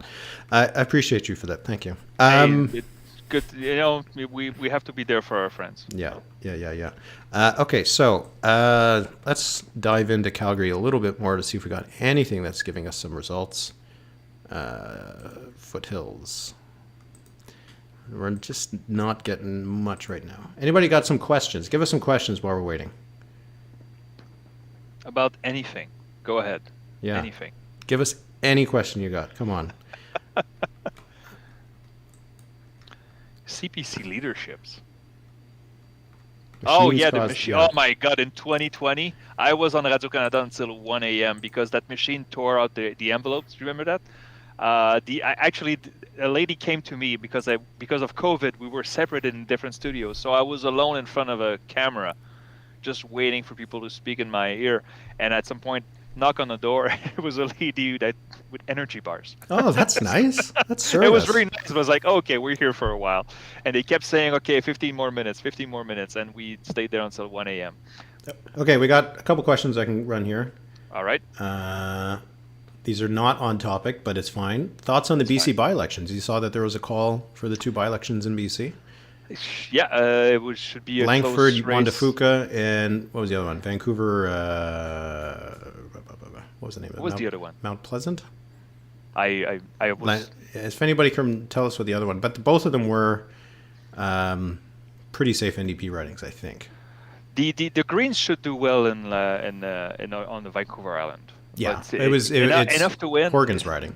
But it was the leader. Yeah. There's a leader bonus there. But Someone asking, I like Magners as a cider. It's an Irish cider. It's a good one. yeah. And then I like another it. question was Mount Pleasant. That's what. Thank you, Kyle. Yeah, it was Mount Pleasant, eh? Someone wants us to teach some French words. Okay, that seems. It starts with Condescending. bonjour. Les élections en Alberta. Bibliothèque. So we do this for 3 hours, then we do the whole thing in French, right? Yeah, of course. Okay, bien sûr. Yeah. Okay. We're gonna have a replay for. It's like when you're getting on the plane. You got to go through the whole thing before you hear it in the other language. Heritage moment. Yeah. The odds for the Manitoba PCs, I think they have much worse odds than the UCP does right now. It's going to be tough. While we wait for results, I can just quickly tell you what I have right now. We hadn't have polls in Manitoba for quite a while, but we had the odd ones. It was right now I have a very short majority for the NDP, and the odds are 79% for the NDP, 15% for PC, and 6% for a tie because the Liberals could have the balance of power. But drama. we'll do that in due time. We'll do that in September. Yeah, that's in going to be fun. October. Someone asked about the calculator. Still got it. Although it's starting to the on button, it's starting to lock. I'm getting worried about this thing. Which I looked it up. I found it. You can get it in like Etsy, and it's like I think it's from the early '90s or the late '80s. Still solar. It is a green calculator, as you can see. It's got solar power. It's got everything. We also had a question about calculator without a square root. Yeah, okay. You don't need that. Real world, you don't need that. Ontario, the by-elections in Ontario. We got Canada Carleton. Oxford, right? Oh yeah, no, the provincial. Yeah. Scarborough, Guildwood, because they're starting to name candidates, so we're probably going to get to see that one pretty soon. I think most of them are all going to hold incumbents, but we don't have a date, right? No. Okay, that's what I thought. Okay. No, but Karen McCrimmon, who is the former Liberal MP, she's going to be running for the Liberals in Canada Carleton. That's a good candidate for them. Yeah. And Scarborough Guildwood was Mitzi Hunter's riding. There's I believe a local councillor is running for the PCs, but I think that'll probably stick with the Liberals. We'll see. And then Kitchener Centre, is going to go green, says Kyle, if you can believe that. If there's no Liberal candidate, the Greens could win. Yeah, and okay, if we go by precedent. So yeah, well, yeah, we'll see if they put someone up good. I don't know if there already is one or. Okay, let's see where we are. We're still at 176 polls. That hasn't moved. This is really slow. All right, someone get on the phone to Elections Alberta and send them some complaints because do they realize it's Eastern time over here? We have to go to bed soon. Come on, man. No, yeah, it's Albertans' fault actually because they had that referendum on abandoning daylight savings time, and they voted against. They voted right. I'm tired every 6 months of hearing that debate. We changed the time for a good reason. So I am for the time change. I do not want the sun to rise in Montreal at 9 a.m. in December because school people, the young people go to schools in a complete darkness. I know some other people do it, but are we talking about daylight saving? Yeah, that's how far we've gotten. And I'm sorry, Kyle, if I've outed you. I don't know if it was a secret, but I mean, you're not hiding very well if you're talking about the Greens all the time. Anyway, and we get the information that the Greens are running an incumbent city councillor in Kitchener Centre, so that would be helpful for the Greens. All right, let's focus again on this election in, let me check the notes, Alberta. This is a bizarre kind of, doesn't mean anything wrong is happening, it's just how it happens, but so here we got Adam Van Dolder saying one polling station in Rimbey, Rocky Mountain, Sundre will be open until 9:46. So they're still going to be open for another half hour. 46. Yeah. So that's very specific. Yeah. Well, good for them. If you have problems during the day, people should be, if you're in line, stay in line and go vote. Yeah. That's all right. Yeah. Okay, we finally got a big dump. There you go. We got another 70 polls starting to come in. So now we still got 53 UCP, 32 for the NDP, 57% for the UCP right now, 39 for the NDP. So all right. So now we got results in some of the Calgary ridings. So the only one we're missing right now is Calgary-McCall, which we assume is an NDP riding because they held it before. So let's dive into some of these. Acadia looks really close, as was projected. I'm on CTV right now. It says 49% to 48.6. Acadia, Mr. Chandro. Yeah, 6. The NDP needs this one. Yeah, that's one they need. Bow was another one they need.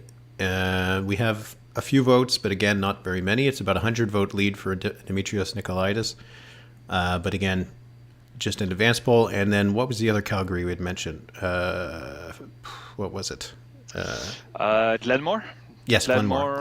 Glenmore is, and there we got an 80 vote lead for the UCP, Whitney Izek, with 5 polls reporting. So that's not great for the NDP. It is still too early, but these are the the tipping point ridings, right? Look at Morinville, Saint Albert. So 2,400 for the UCP, 2,300 for the NDP. Very close, 50% to 47.5. So there was a dump there because there was a big lead for the UCP. Yeah, okay. I see the. We have 50,000 votes counted now. Yeah, we're almost there. We're going to 2 million tonight. So yeah, 50,000. We got some ways to go. So start counting. But yeah, like, hey, the NDP is still leading in Bonnyville, Cold Lake, St. Paul, with 5 polls reporting. Is it still 8-0? No, it's 108-15 to 75. Wow. Okay. Yeah. Okay. But in these rural ridings, it really depends where it's coming from. Yeah. So we'll see. They're also leading Fort McMurray, Wood Buffalo, the NDP, which would be a shocker if they won that. They're 17 votes ahead of the UCP. 3 polls reporting, so they're still pretty early. Brian Jean, how's he doing? He's up by 5 votes, but there's only 11 counted. Obviously, I don't want to make a keto of myself, but I still want to beat the CBC on their calls. So I'm looking at the numbers right now. I really want to beat the CBC. But we have to both turn our keys at the same time. So you can't do it by yourself. Seinfeld reference. There you go. check the box. Yeah. Amazing. Okay, so Rimbey, Rocky Mountain House, Sundre. That's one we're waiting for. Tim Hoven is an independent to watch there. If I'm not mistaken, he ran for the UCP nomination but was denied it. Was disqualified. Yes. Yeah. So we'll see how much of the vote. For something stupid that he said in the past. Can you imagine a candidate, oh, by the way, we had our over-under on how many candidates would be dropped, and it was only one. It was only one. Yeah, I said it would be like 5. Yeah, and I agreed with you. I think I took the under, but I thought it would be more than one. Yeah. That's one thing about this race, that if the NDP loses it, as we think it will happen at some point, it's not over yet, but as we expected going in, let's put it that way. Yeah, that's right. The NDP war room threw everything at Danielle Smith. It was almost daily videos, and perhaps it was too much at some point. But daily videos, they threw everything they had at Danielle Smith. A lot of stuff bounced. Again, the NDP might get close to 1 million votes. They will do well, but it seemed that the UCP brand, the conservative brand, was still too strong for many voters to look away from. Yeah. We have to recognize that the NDP has grown its support base, right? They're going to get more of the vote than they did in 2015 when they won the election by getting all of that third-party vote. And the UCP is down to more or less the combined vote for the PCs and Wild Rose back in 2015. That's right. But for the NDP, it's just they need either the UCP to come down because of a third party, or they need to get over 50% more or less. In a two-horse race, they kind of need to, right? And we just didn't see them do that. There was the one Abacus poll that had them at 51%. Oh, that's it. That was the only one. Yeah. Do we have a projection by the CBC? Are they calling it? We have Reese Nemeth saying the CBC just called it for the. Well, I said it earlier, right? I didn't. But we were talking. Yeah. The UCP is going to win. It looks like. I mean, I'm looking again at my toss-up writings. Just for those who are just joining us, I have my list of 15 toss-ups. The NDP to win had to have 14 of them. Mm-hmm. It was not impossible because they were projected leading in some of them.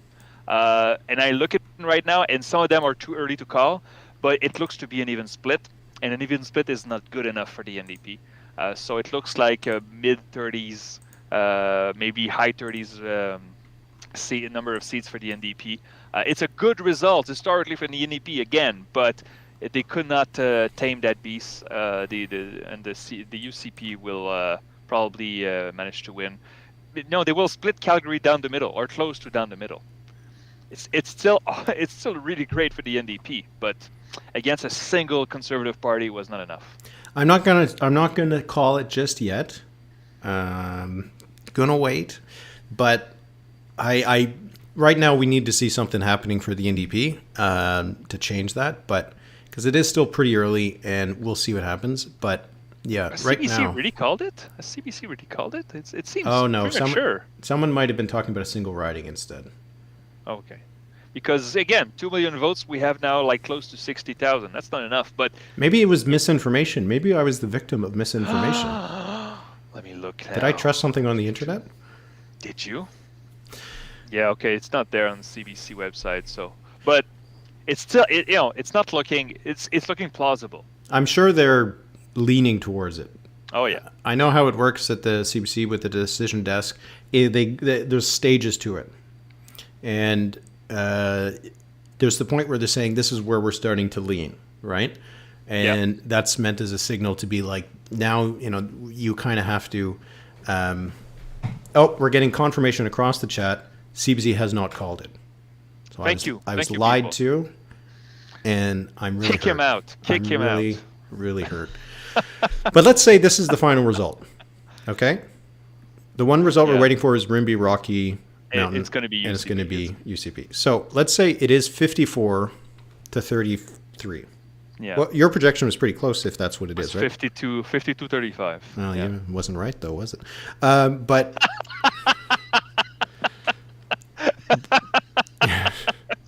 Two seats, Sorry. come on. I'm tired, man. Sorry. It's just oh man. But we've been talking a bit during the campaign about how the aftermath could be difficult, right? Could be tricky. Yeah. If they have 53 or 54 seats, that's not as they can work with that. There's a cushion. Yeah. I mean, the thing is, if you have like 46 or 47, then individual MLAs have a lot of power, and they can, I don't want to say blackmail the whip, but that's not the right word, but they could, set boundaries. If you have 55, suddenly it's like you get in line or you kick you out. We have also to remember that, again, that lady in Lacombe Panoka, she will not be at least to start, so we have to subtract one from the UCP, but she's going to sit in the legislature and probably vote for the UCP all the time. I mean, she's not going to side with the NDP. Yeah. So, although, when people become independents, if eventually they recognize they're never going to get into the party, then maybe sometimes they start to vote in different ways. But so if we end up with this kind of result, it is still a gain of 9 seats for the NDP compared to the last election.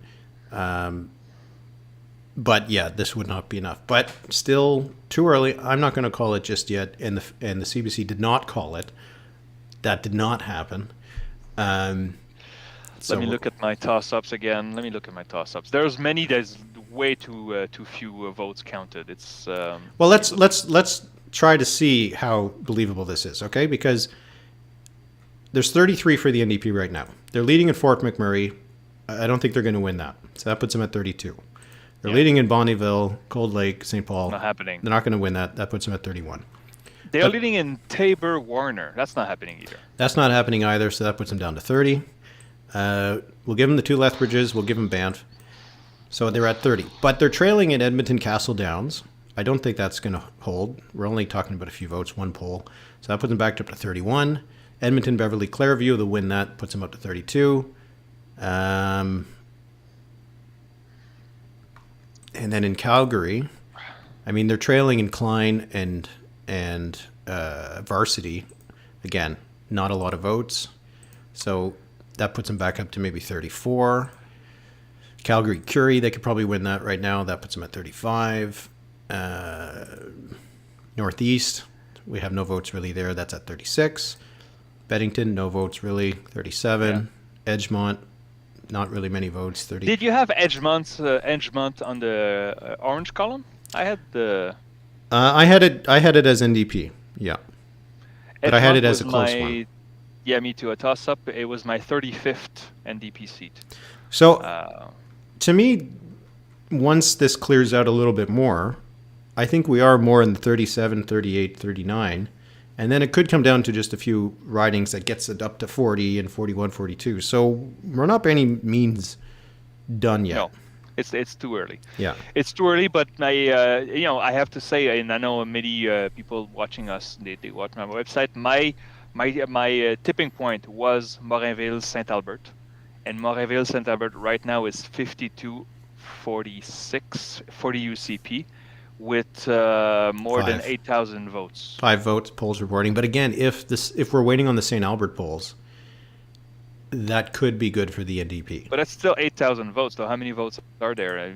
25,000 maybe. It's it's a good sample. It's a good sample. Yeah. Okay. But yeah, that's they would like to be doing better there. Let's just put it that way. And Strathcona Sherwood Park, that's another one that they had to win. I would say they kind of needed to win in the donut. They're down by about 300 votes, but it's only 2 polls right now. So I'm not sure yet. But I mean, this is the situation we're in. We're looking for reasons to not call, right? That's the difference. It's not that we're looking for reasons to know who's going to win. We're saying right now it's looking good for the UCP, but there's reason to believe that it could end up being a lot closer as more of the votes come in. But I think at this point of the night, the NDP would have liked to have been the opposite, that we would be looking for reasons to see why you couldn't call the NDP, right? Because, again, if it was about the advanced poll, we don't really know if it's the advanced poll. I think the advanced polls are starting to come in, and they were supposed to be better for the NDP. But, yeah, I don't think these results are what they would hope for. Let me just check, just for fun, while we have a little downtime because it's slow. The other parties. So the Alberta party is at 0.8. The Liberals are 0.3. The Greens are... Oh, CBC doesn't rank them by... okay. The Liberals are 0.3. The Greens are 0.7. 0.7 for the Greens is pretty good considering they have a half slate, right? Yeah, that means they're averaging 1.5, 1.6. Communists, 0.1. There you go. 51 votes for the Communist Party of Alberta. Naomi Rankin is still the leader of the Communists in Alberta. She's been there for decades. I think she's one of the longest serving party leaders in the country of any party. The stakes are a bit different when it's the Communists. Hey, but the Buffalo Party of Alberta, is that a separatist party? Because the Buffalo Party of Saskatchewan is, right? But I think they only have one candidate. Okay. Well, they have 0 votes so far, so he still hasn't voted for himself. Yeah. So. Still waiting. And the Pro-Life Alberta Political Association is also running one candidate. This is the bizarre story that this is the old Social Credit Party that used to govern. It was eventually taken over by anti-abortion activists who took over the party, rebranded it as the Pro-Life Alberta Political Association. They run a candidate so that they can maintain their existence as a party. And tax credits. But they get the tax credits from donations so that they're able to... put out ads, advocate for things with tax deductions that you don't get if you're just a third-party advertiser or a charity. It's a loophole, nothing illegal about it. Yeah, exactly. But it just shows that some of these smaller parties, you get enough people into a room, you can take them over. And they have 0 votes right now. So. Yeah. And we've seen that actually with some of the UCP, the Take Back Alberta movement, which is further to the right, as opposed to COVID-19 restrictions, things like that, have been able to take over riding associations, win seats on the board for the UCP. So, this stuff that happens behind the scenes, this kind of grassroots stuff, like, you got to pay attention to it if you're involved in politics, because if the people who don't care that much don't participate, the people who really care can kind of take over, right? I wrote a column for Politico. I believe I want to say it was in March. And the title, we don't choose the title. Columnists don't choose the title. It's the editors, but we can have suggestions. And the title was, is Danielle Smith trying to lose? And the basic tenet is like, is if everything that Albertans learned about Danielle Smith hasn't sunk in yet, will it during the campaign? Because as you know, many people don't pay much attention to politics outside of campaigns. When you look at the voting intentions line, when the NDP was ahead in voting intentions, they were at 45-46% of the vote province-wide. It's because the UCP was bleeding to its right. Yeah. And when Danielle Smith won, she, for better or for worse, reunited those forces. And I'm guessing that looking at these numbers right now, it looks like the NDP hasn't been able to convince moderate conservative voters to jump into their fold. Again, Danielle Smith, will she stay the whole 5 years? I think I read Dave Cournoyer said the last conservative premier of Alberta who did the whole 5 years was Mr. Klein. Yep. Is that right? Yep. Mr. Klein? Yeah. And that's a long time ago. I was in my 20s. Didn't have that much gray hair. I have Will here. Daniel. That's right. It Will could be Danielle worse. Smith? Will Danielle Smith last 4 years if indeed she wins Yeah. tonight? Uh, a precedent says no, but she's been able to, it's a W. A win is a win, as Paul Wells said after the Liberals won. A win is a win. So Yeah. There's a a debate. few questions. Well, Oh no, yeah. there's just a Go ahead. discussion over social credit and the name of it and where it came from. I'm not sure if anybody really wants to hear about it, but Go ahead. No, I do. Crédit social. What was it? okay. Well, social credit was devised by a guy named Major Douglas, who was a British person. This was during the First World War, that I think, or just afterwards, that he came up with it. It's a monetary theory that it's so complicated to explain, and it doesn't really make sense. But it was the A plus B theorem. Okay. This is the basic part of it. All right. If I can remember how to explain it, it was that you'd never have the ability to buy everything that you can produce. So a person who works at a shoe store making shoes will get paid to make the shoes, but would never be able to afford to buy all the shoes that he made.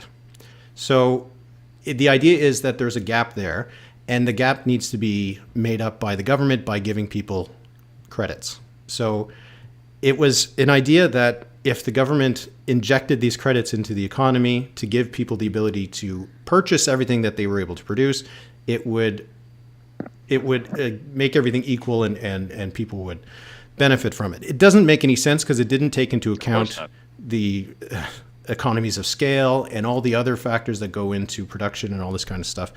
Anyway, it was not really taken all that seriously. It had some success in some parts of the country. Someone mentioned New Zealand. That was a place where social credit had some abilities to do well.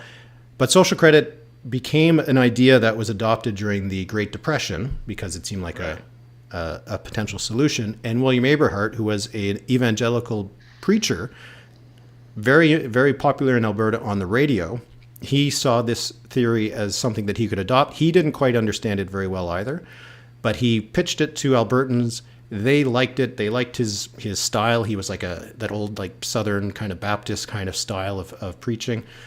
He won the 1935 election, tried to implement some of the social credit policies that were obviously non-constitutional because a province doesn't have the ability to print money and decide monetary policy. So the federal government had to disallow some of the legislation, and Aberhart was seen as a bit of he wasn't exactly a fascist or anything like that, but he was seen as one of these authoritarian leaders that was kind of springing up in the 30s. And Aberhart eventually passed away. He was replaced by Ernest Manning, who was more just a normal conservative, more of a social conservative, and that became Social Credit, which was just more of a socially conservative party, and then that's it. And they kept the title, and they didn't really adopt any of the monetary policies. That's the story of social credit. That's interesting. Somebody that was really popular on the radio becoming premier in Alberta. Yeah. Yeah, it's happened before, eh? Klein, Smith, Aberhart. But to go back to what you were saying, yeah, Klein, when he stepped aside, replaced by Ed Stelmach, he won in 2008, but he didn't finish that term, replaced by Alison Redford, who won in 2012, got booted out, and was replaced by Jim Prentice, who lost in 2015. And then you have Jason Kenney, who came in 2019, did not finish his term. So being a conservative premier in Alberta, the best buy date is very, very short. And I have to say, earlier I said how my model had really good result in the 2019 Alberta election, but I remember writing the next day that this is the start of a new dynasty, and oh boy, did that turn out wrong. I mean, the UCP, even if it wins tonight, this is no dynasty. It's a close result in a party full of infighting. So I don't think it will be a 44-year. I mean, even what is a dynasty anymore? Is 3 terms a dynasty? 4 Stanley Cups. Yeah. I think 3 is a dynasty. Seriously. Now you just need to make the finals, I think, a couple of years. Yeah. All right, let's talk about this election again. I enjoyed talking about social credit. Thank you for the opportunity. Yeah, that was very interesting. I did not know that. I know how they ruled Alberta for how long? From 35 to 1971. Oh my God. Yeah. Wow. Not as long as the PCs, 1971 to 2015. Yeah, no. Yeah. And also people are talking about Rail Cowette. Are you Yeah, familiar? Cowette, Yeah. of course. Yeah. No. Yeah. This is my part of the woods. Yeah. Yeah. And he was the leader of the Quebec wing of the party. Créditiste. Absolutely. Créditiste. Yeah.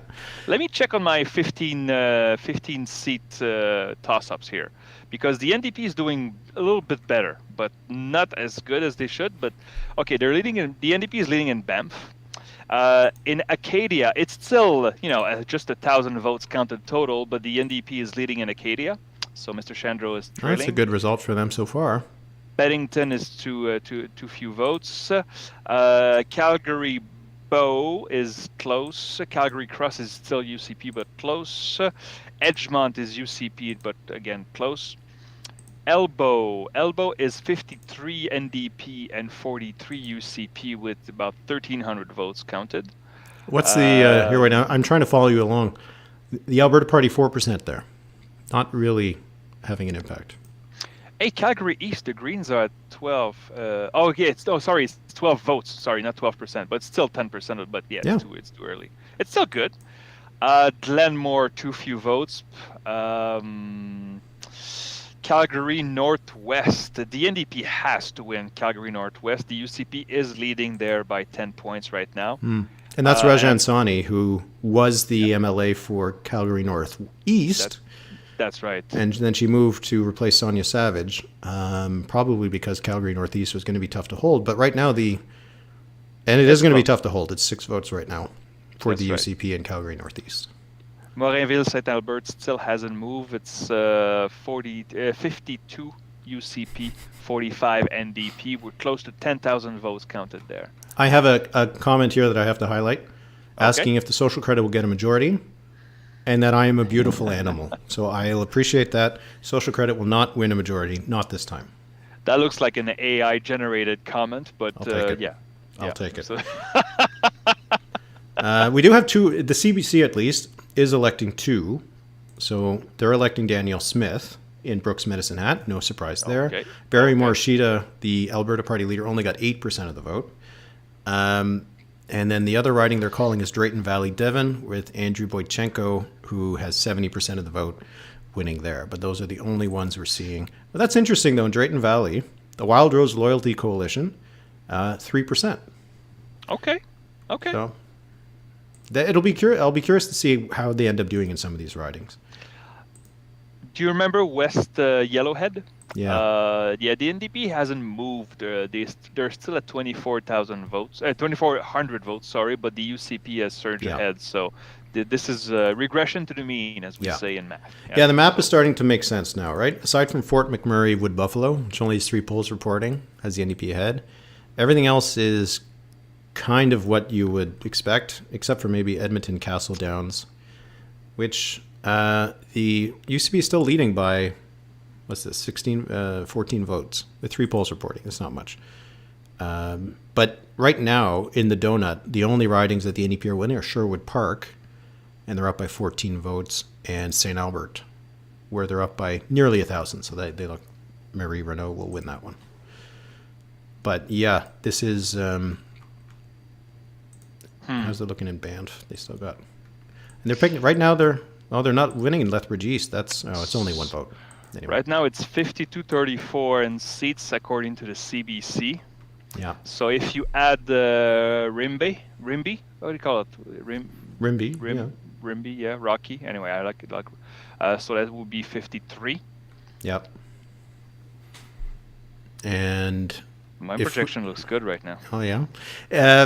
But see, like there's ones here like Calgary Klein. I don't think they'll hold on to that. So that'll put Who's leading in Klein? The UCP? Yeah, they're ahead by 4 votes. That's not happening. That's not going to happen. But probably won't. Beddington, it's only 5 votes. Edgemont, it's still pretty close. So my projection was... Have you seen anything that says that the NDP could pull it off tonight? So far, no, right? No. So far, no. Okay. No. Right now, all I'm seeing is... I'm seeing the opportunity for the NDP to get into the high 30s. I think there's enough seats right now that don't make enough sense, and we're just seeing not enough votes and all that kind of stuff. But I'm not seeing the numbers here that result in an NDP victory. And it's actually not.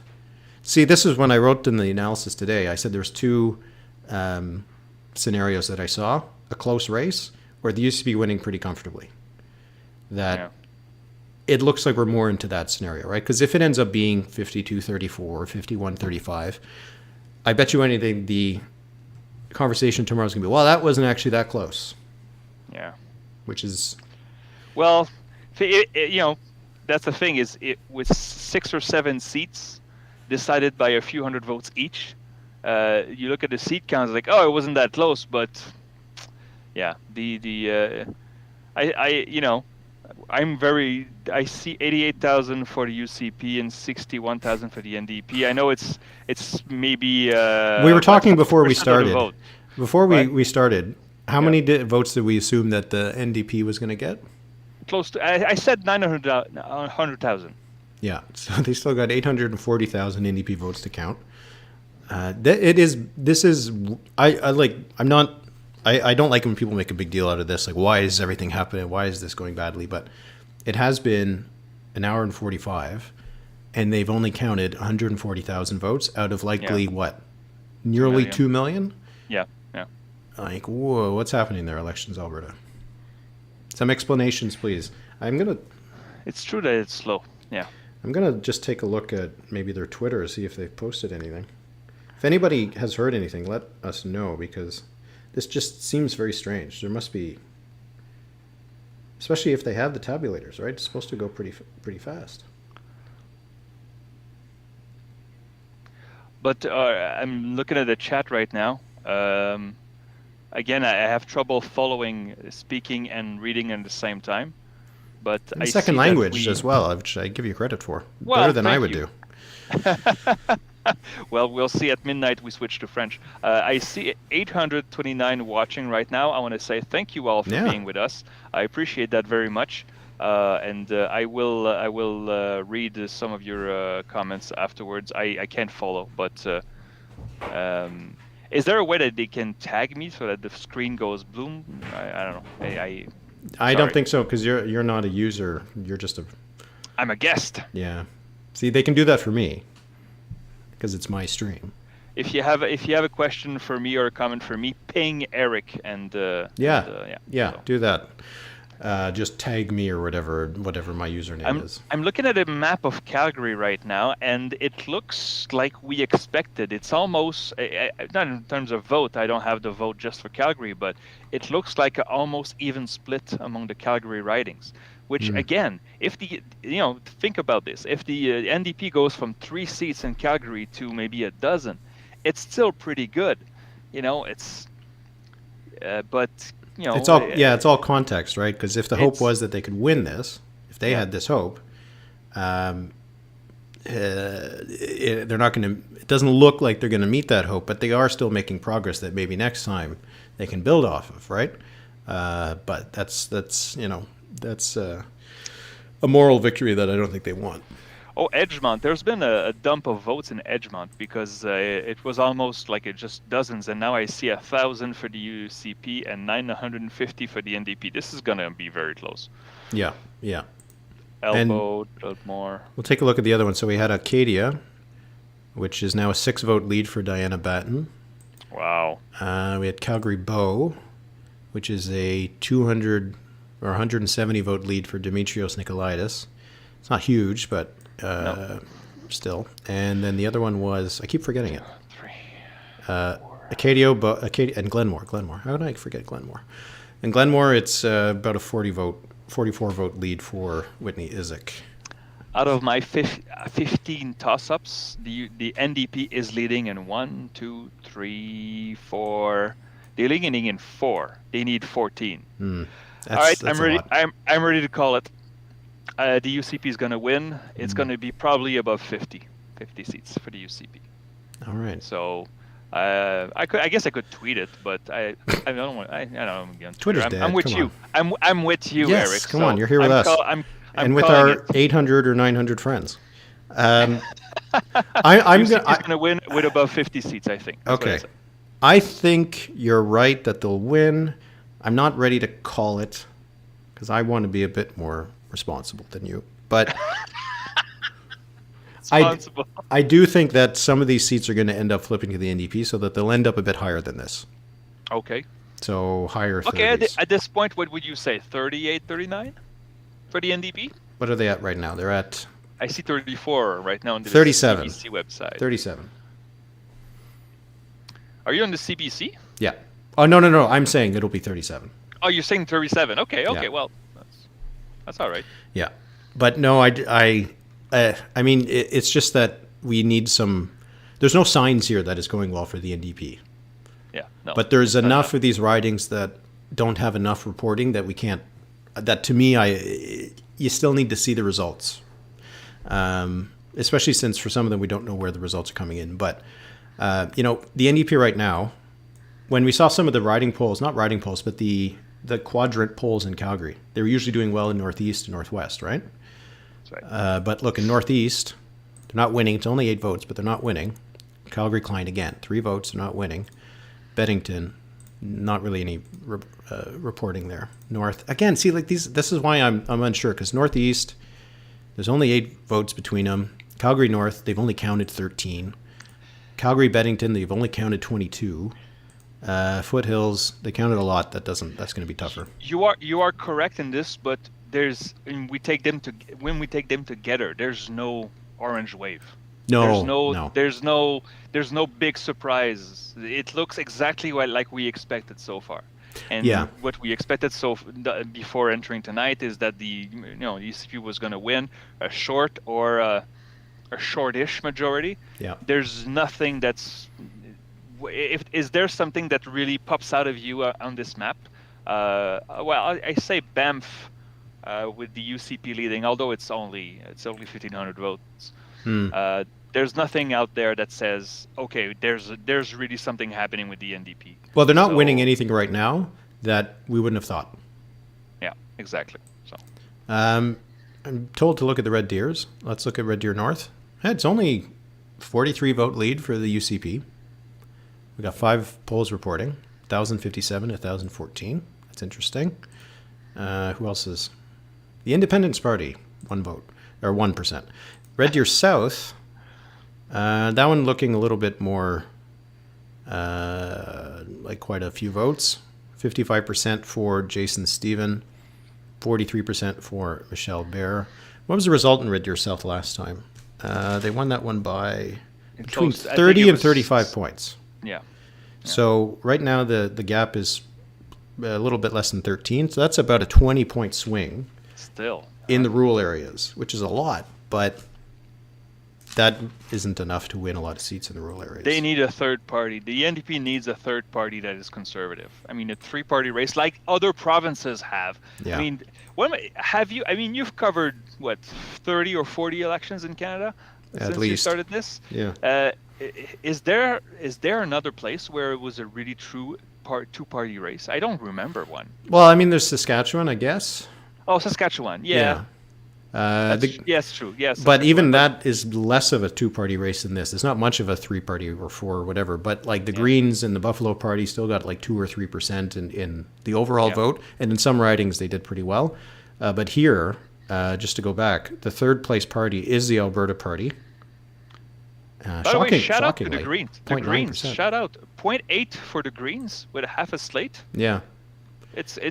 Yeah, let's see how they're doing. See how the leader's doing. In Edmonton Rutherford, Jordan Wilkie, 236 votes, 17.5%. That's actually not too bad, gotta say. Now it's just as I look at it, it goes down to 12%. But like I said, I think that for a lot of voters in Edmonton might have thought that they don't need to vote for the NDP. They got 2% in Glenora. They got 2% in Gold Bar. But yeah, we're not. But this is, I think, the most 2-party race in the country right now. Yeah. Okay, so what are we at now? We got 531 polls reporting. That means I tweeted it. I hope I'm not wrong because I'm going to look like an idiot. But it's okay. I'll stay off Twitter. Yeah. Well, that's 27% of the polls reporting. But it's still not a lot of votes because now we're up to just over 200,000. Oh, look at that popular vote, though. I know it's not complete data, but pollsters will, if that holds, pollsters will have looked stupid. Yeah, 56-40, eh? Oh. The biggest lead was Janet Brown's poll. It was by 8. 8 points. Yeah. And yeah, Forum had 6. I'm guessing it's going to tighten up a little bit because I think we're not getting as many votes in the Calgary and Edmonton area. That's true. As That's maybe true. Some of these other ones. Yeah. Yeah. Which is usually what happens. But we're not looking. It's not looking like a tie. It's looking like a clear UCP lead, though. Yeah, it would be. 16 points would be a lot to overcome. But so we have 200,000 votes. So I think 10% of the votes should be in right now. Yeah. And like some of them, like Edmonton City Centre, where the NDP has 74%, they got 9 out of 39 polls reporting. Where's Rachel Notley's riding? She's got 75%. It is remarkable to see that split. That in Edmonton, there's ridings where the NDP is going to get 75%. Yep. And then in not too far out of Edmonton, let's go to Camrose, 68% for the UCP. In Athabasca, 79% for the UCP. Wow. It's not that far out of Edmonton. It's almost like the United States, right? Where you go down to Manhattan, the Democrats get 80% of the vote. You go out to upstate New York, and the Republicans get 80% of the vote. It is a very polarized province. And right now, the NDP is leading in every single Edmonton seat. Yeah, okay. They took it was it Castle Down they were losing earlier? Yeah. Yeah. So Southwest is their gain. Nathan Ip has a 109 vote lead over Casey Madu. But right now they're not. The only donut ones they're picking up, I think, would be Sherwood Park right now. I'm looking at Elbow, 50% NDP and 45 UCP, 3,000 votes counted. That's interesting. I mean, it's not unexpected. That means that the NDP, it confirms that the NDP really took a huge bite out of the Alberta Party. Yeah. The Alberta Party didn't have 30% in that riding. I think it was 31%. Yeah, 30.5%. Yeah. Yeah, it's huge. That was an incumbent MLA. Yeah, it's true, but yeah. But yeah, they're down to 4%. The NDP went from third place to potentially winning this one. Yeah. Again, if I look at my 15 toss-ups, 1, 2, 3, 4 for the NDP right now. They need 14. You look at the map right now, the NDP is leading in Fort McMurray, Wood Buffalo by 16 votes. It's not enough reporting. But apart from that, the only seats they have is all of Edmonton, downtown Calgary, and Lethbridge. That's it. Did you see the map of Dave Cournoyer of where the voters visited? Rachel Notley did not go to Banff Kananaskis. That really struck me. At first, it's a huge riding. Of course, you think that you just stumble there at some point, but she did not visit it. And now I'm looking at the results. It's early because there's 1,500 votes voted there, but UCP is leading right now in Banff Kananaskis. And I know it's regional. I mean, the NDP is going to win Banff, that's for sure. But if they lose that riding, you would think, why didn't the NDP caravan go there? You would think it's a potential gain. Yeah. Very strange. Very strange. Alerted to look at Lesser Slave Lake. Now, there's only 2 polls reporting. Oh, right. But it is weird. It is square. Scott Sinclair has 21 votes for the UCP. Danielle Larrivée has 18 for the NDP. And Bert Cedar for the Solidarity Movement has 15 votes at 28%. Bertrand Cedar. You see, this is the recipe for NDP win in the future. Yeah. This is, a further right party splitting the vote. I got a question. What website? This is the CBC results page. It's just I think it's the best results page right now. It just looks nice and has a map that I can use, so I'm using that. I'm using also the CTV is pretty decent. I could have a list of favorites. Yeah. But the map, you can scroll in and scroll out, but you can. I know, that's why I didn't take it. Yeah. It's like, I don't want to go left and right, and I can't. Yeah, so. I know, that's why I didn't use it. But 52-35, I just want to say 52-35 right now. This is exactly my projection. Now, obviously, the NDP is not going to win Fort McMurray Wood Buffalo, but And UCP is probably not going to win Calgary Klein. I'm looking good right now. And I'm not rejoicing myself because of the UCP is winning. It's not. I don't care. Well, I do care, but it's not what I'm talking about. It's just, the average of polls. Even though the polls look off right now, the average of polls still led to a pretty good result, as they did in 2019. Yeah. So the CBC page says you can look at the close ridings. So right now the closest ridings are Calgary Klein, which is 2 votes for the UCP. Calgary Acadia, 11 votes for the NDP. Got Sherwood Park, 82 votes. Red Deer North, which is 46 votes for the UCP. Edmonton Castle Downs, Calgary Curie for the NDP, and Calgary Foothills. Yeah, I do think we're starting to get to the point where it's, well, I guess we've already gotten to that point, but we're still at only 250,000 votes counted. Well, out of 2 million, that's pretty good. When you have 15% of the votes, yeah, that's usually enough to make a call. Has the CBC or other network make a call? If people can tell us. Has anyone made a call? Let us know. Except me, of course, I did. I put you won. There. I didn't win, but it's all a competition. Here, wait. If we go to the no, actually, the reason I know that the results page will update with a call once it comes. I'm pretty sure they will do that. So they haven't made the call yet. So let's try and figure out why. Okay. So the NDP is leading in Edmonton. So that's no surprise. It doesn't look like they're going to be able to win Strathcona, Sherwood Park. Morinville, St. Albert, still close enough. Yeah, so let's say that's one that they could flip. That's about it. Sorry. Lesser Slave Lake, let's say that's another one they could flip. And Banff, sure, we'll say that's another one. So now we're up to 3. And then in Calgary, Klein would put them at 4. Cross would put them at 5. Beddington put them at 6. Northeast would put them at 7. Edgemont, if they could win that, would put them at 8. Foothills, that looks a bit tougher. Northwest would put them at 9. Calgary Bow would put them at 10. You're counting gains, right? I'm counting potential flips. Yeah. Okay. So that's 10 seats I could find, which puts the NDP at 46. So, but if they win them all, yeah, that's what I'm saying. That's what I mean. There's enough ridings that are close. I can already, having done so many of the CBC elections, I know they do the too close to call board.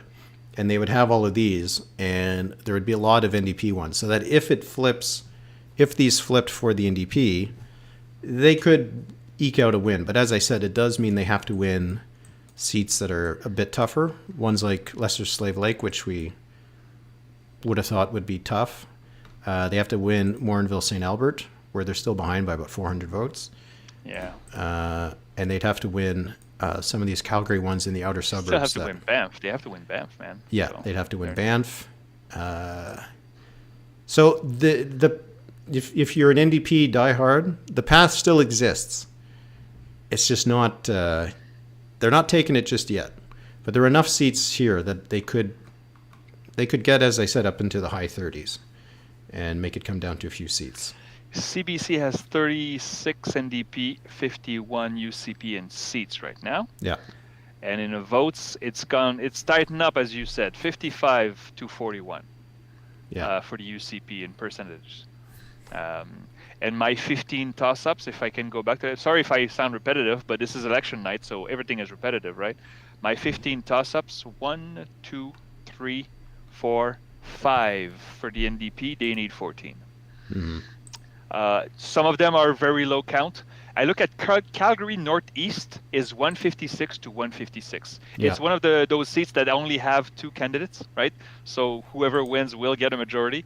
And right now it's a tie, and they count it as a UCP. Yeah, and that's a riding that you kind of think the NDP would win, right? So that would be more like 50-37. But then we don't. Need it. Yeah. But then we don't think they'll win Fort McMurray, which then puts us back to 51-36. So Yeah, that's the standout right now, Fort McMurray, Wood Buffalo. And it does just look like a poll or two. Beddington is 27-27. I don't know what they're doing there, but they should pick it up. Yeah. Calgary Bow is UCP leading after 2,000 votes. That's the thing. It's very close. Yeah. But it's not enough. It's really close, but the issue is that a lot of these have to flip in the same direction. That's it. Which is always what's tough. It can happen if again, we're talking about which polls are being counted first and that kind of thing. And ridings tend to move together. But I'm guessing this is why there hasn't been a call yet by anyone, because I'm assuming that neither CTV has called it either. So there must be a reason there. And as Chris Jones says, it's the poll-by-poll breakdowns, but and he's right. CBC shouldn't have that, or CTV. I'm not sure if Elections Alberta has it on their website, though. Whether they're showing some poll-by-poll breakdowns, but I don't know if we would be able to understand the information if they had it. But. All right, I have to take a little quick break. Sure. I'll be 2 minutes. I'll be back, people. I'll be back. Okay. Now we're now saying that CTV did call it. Okay. All right. Well, it's just after midnight here in Eastern Time. If you're watching, I'm Eric Grenier. I'm sure you've already known that because you're watching. I'm with Philippe J. Fournier, who's going off for just a little break because both of us thought that we would probably be done by this time. But we're looking at the Alberta election right now, and it is 51 seats leading and elected for the UCP. It's 36 for the NDP, and the popular vote right now is a gap of 14 points between the UCP and the NDP. The polls had anywhere from 1 to 8 points. So we'll see if it's going to shrink or if the polls, as they did in 2019, underestimating the NDP support. All right, yeah, Chris Jones, yeah, it says on the Alberta elections website.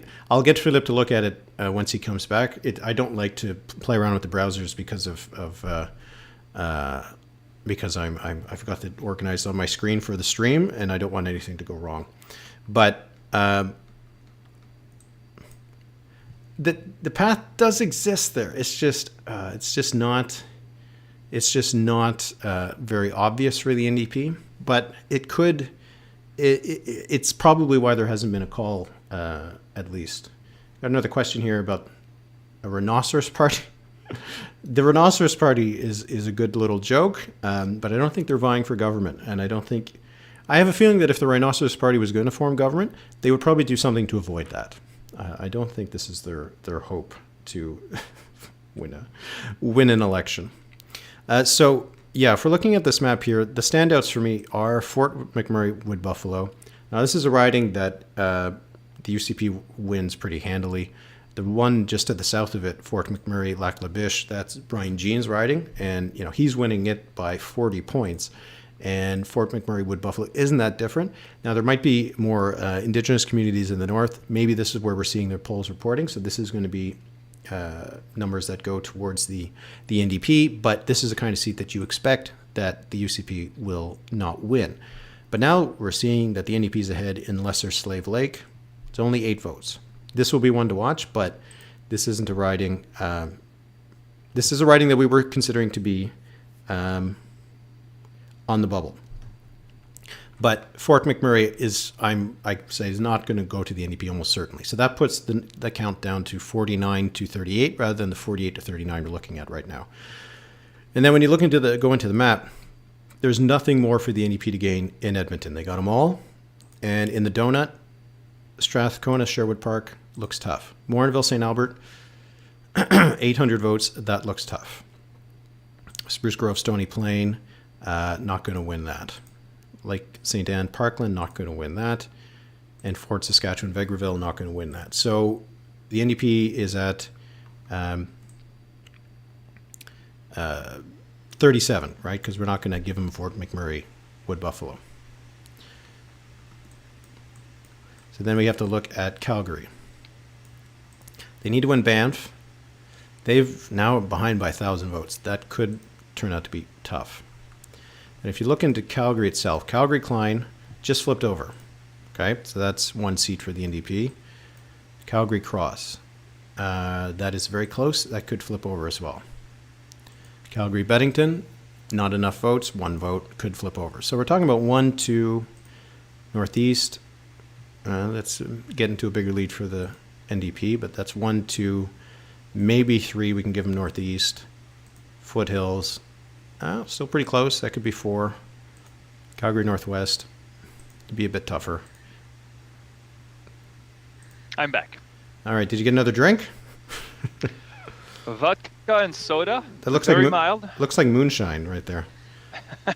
So since you were gone, one thing happening interesting. Everyone's calling an NDP win. You're. Oh, get out. For a moment, Lesser Slave Lake flipped over to the NDP, but now it's gone back to the UCP. But look, the count right now is 49-38, and just as I spoke, it went to 50-37. But the gap is starting to get closer. We're now at 13 points between the NDP and the UCP. It's going to, it's going to switch all night. This is normal stuff. All right, 15 toss-ups. 1, 2, 3, 4, 5, 6 for the NDP, which is interesting. They need 14. But I see Lethbridge East now has more than 1,000 votes, and the NDP is leading. Interesting. Morinville, St. Albert hasn't moved. What else is Edgemont? Oh, that's interesting. Edgemont is very, very close, 51-47.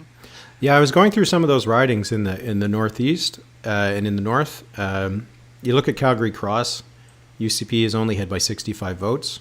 Calgary Klein, they're ahead by 7. Beddington, they're ahead by 1. Northeast, they're ahead by 200 there. That's looking a bit tougher now. So there's the potential for some NDP pickups to get, potentially in, again, 38, 39, maybe 40. 40, I think, is going to be it would be a good result. It's sort of the psychological threshold of whether this is a close election or not. Yeah, I'd agree. Yeah. Is the Edmonton enclave still holding? It looks like it is. 20 out of 20. Yeah, it looks like it is. So that talk about the UCP potentially gaining a seat in Edmonton looked like it was a little bit of bluff. Yeah, fair game. Yeah, but we'll see what happens there. I think we both thought this would be over by midnight. Oh, is it past midnight already? Time goes by so fast when you're having fun, Eric. Yeah. Do you have work tomorrow? Yeah, but I had a department meeting. For those who don't know, I teach in college in Montreal. I have a cégep, as we say. And classes are over. I finished my exams, my marking, but now we have department meetings to end the year. And today was among the last ones. So, no, tomorrow I have to write columns about Alberta and about the by-elections. I have stuff to do, but it's okay to have a late night. And who would I have a late night with so much fun with you That's talking right. about politics? So it's worth it. And also, I've found that doing this exercise makes it easier to organize your thoughts when you have to end up writing something. Because you end up talking absolutely. and exploring sort of how things work out. And by the time you end up writing, it just flows out what you were already saying for the last few hours. And sometimes you figure out those post-election columns, you can say, you know what, it's going to be bullet form. Bullet points, just thoughts that I had during the night, and it's fine. So, yeah. My editor told me that she will get up at 4 a.m. to edit the text that I will write tonight, so she can put it in the newsletter. So respect to the editors that gets up at 4 a.m. That's Eastern tough. time. Yeah. So. Looking at the other parties, got to say I'm surprised. The Alberta Party's at 0.9%, and the Green Party's at 0.8%. 0.8 for the Greens, huh? Wow. The Alberta Party at 0.9% when they have 19 candidates. That means they're averaging about, what? Yeah, 4%. Yeah. Yeah. That's not bad. The gap now is 12 points between the UCP and the NDP, so it is getting tighter. Oh, what's Rocky looking like? What's I want to see if that independent candidate in. He's only at 8%. 8%. Okay, I think I had it at 10. Jason Nixon is at 69%. Okay. How do you assign votes for independents like that? I look at precedent, basically. They will say that every prominent independent is different. I look at precedent and I make a educated guess. Yeah. Considering that the fact that he was part of the nomination, but he was disqualified, I figured he's going to get more than just a few hundred votes. So hang on, how much does he get here? Tim Hoven. Oh, but what? Tim Hoven has 10 votes so far. No, you're looking at the wrong one. Yeah? You're looking at Fred Schweiger has 10 votes. Tim Hoven is 149. He's at 8%. Oh, it's the CTV website. That's why you have to go to the CBC. That's the thing. Anyway. Yeah. But yeah, it is. So if the NDP does not win Fort McMurray, Wood Buffalo, which we assume they won't, all of their seats are urban seats. And Lethbridge. And Lethbridge. Yeah. Well, Lethbridge is a city. Yeah. No. It's the third largest city in Alberta. We established that, yes. Or fourth. Some people are disputing it.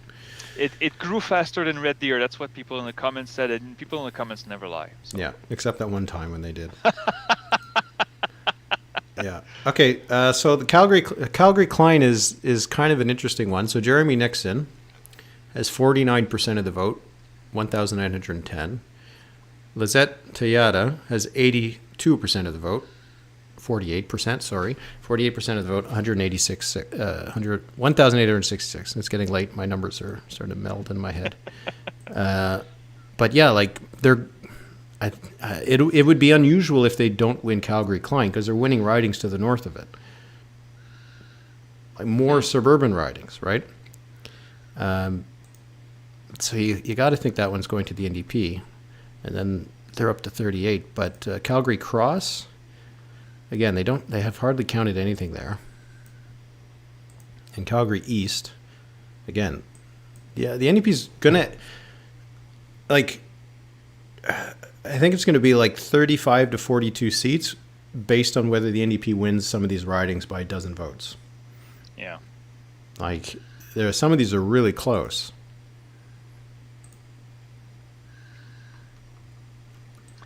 What's the overall looking right now? Hang on, let me check. Has it tightened? Yeah, 53-43. That's 10 points now. Interesting. And 450,000 votes, so we're about close to a fourth of the way there. Yeah. I don't know. Maybe it's a comeback. Maybe it's an NDP comeback. You shouldn't have tweeted. I'll just say it was hacked, or it was your fault. Yeah, say this is gonna stay. This is recorded, right? This is gonna stay. Okay, yeah. It's there people forever. will know. Yeah, Calgary Piegan. That's someone pointed out. This was a riding that seemed to be a bit too tough for the NDP to win. Which one? I'm sorry, Calgary I was listening. Piegan. Pagan, yeah. Yeah. Yeah. It's 46, right? It's 24 votes for the NDP. Only 2 polls counted, but that's not a riding they're supposed to win. So that's interesting. And in Calgary Acadia, which is one of the ones we're watching, the gap has grown. It's now at about 140 votes. Still not a lot. How is the NDP losing Banff, man? I really thought they would win it. Yeah, and that's 1,000 votes, and they got 8 of 26 polls. Yeah, and they need it. They need it. It's possible that Banff hasn't reported yet. That's true. That's true. Actually, it came up in the comments. Since you can look at browsers a bit more easily than I can, go to the Elections Alberta website. If you do click on the ridings, you can see poll by poll. So I don't know how well identified they are. If they're just numbers, that might be tough. But go to Banff, Kananaskis, and we'll see if the Banff polls are reporting. Yeah, exactly. So we get some John King kind of stuff going on here. I'm going to be for the next federal election. I already signed my contract with Nouveau with Bell Media. We have a cordial chat, but I told him that I wanted to be in charge of the screen because I was commenting on the screen, but I had a little mic and there was a lady behind the screen that was doing the typing. Oh, for me. yeah. Like, no, that's not good. Because, okay, we're going to Gaspésie now, and there's a delay. and they agreed. So next time I'm going to be the John King of Bell Media in Nice. French. So I did that for the Ontario Jean, election, and it was so much Jean fun. Roy. Yeah, no, I remember that. Yeah, you look. Yeah, it was pretty good. See results. Okay, so okay? I'm in the Alberta election, Alberta, and you're telling me that we can see the poll by poll. If you click on the ridings. Oh, right. Let's go. Bam. Where is it? There you go. Number 50. Bam.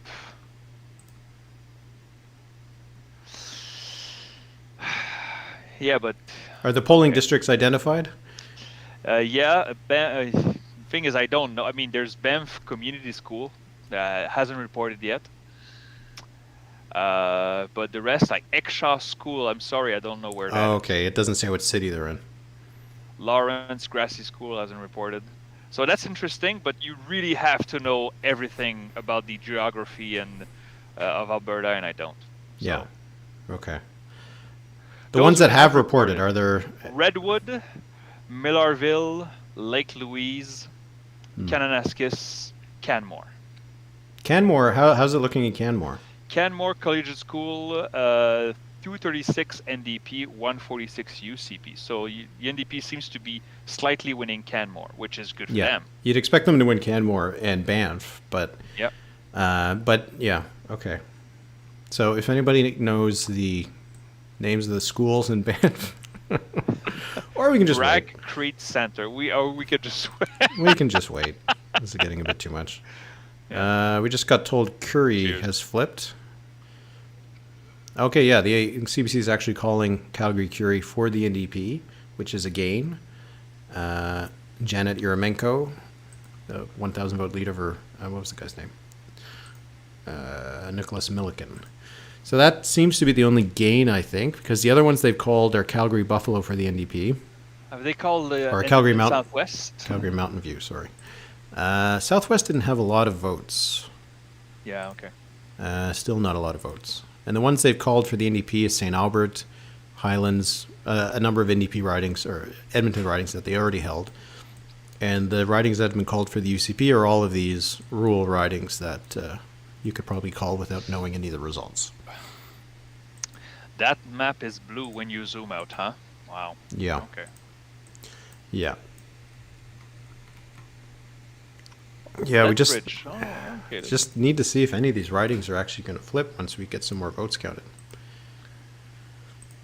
Morinville, it's I see the percentages have not moved, but the raw votes have moved a lot, and it looks like the UCP is going to keep that one, but it's going to be close. I see 51.6 to 45 for the UCP, and that's close to 20,000 votes counted. So we're not ready to call it yet, but Morinville St. Albert was my tipping point. Mm-hmm. It looks like it's going to be a close UCP victory. But, yeah. We do have a comment from Adam Van Dolder, who maybe looked around on Google Maps, and he seems to think that, based on what he can see, doesn't sound like the city of Banff has reported a lot. Which would explain things. It's supposed to be closer. It's supposed to be closer, yeah. And again, I'm assuming the comments people are faithful, honest, but yes. They're saying only 72 of 255 tabulators are working, as per Elections Alberta. What else have we got here?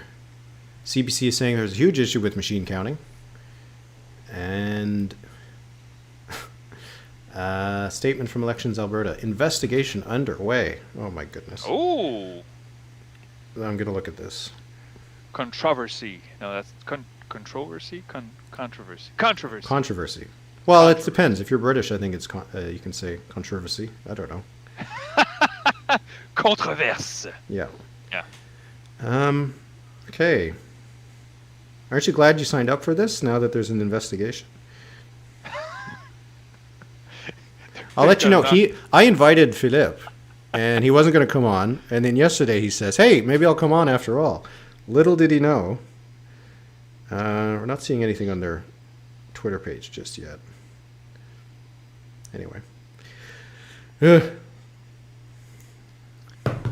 This is more fun than a by-election, though. I mean, Oh, God, yeah. doing this for 3 hours. I mean, and the by-election's coming in June. I know you're going to be on vacation. I know. But I think there's some interesting stuff in those 4 by-elections. Yeah, but at least there's 4.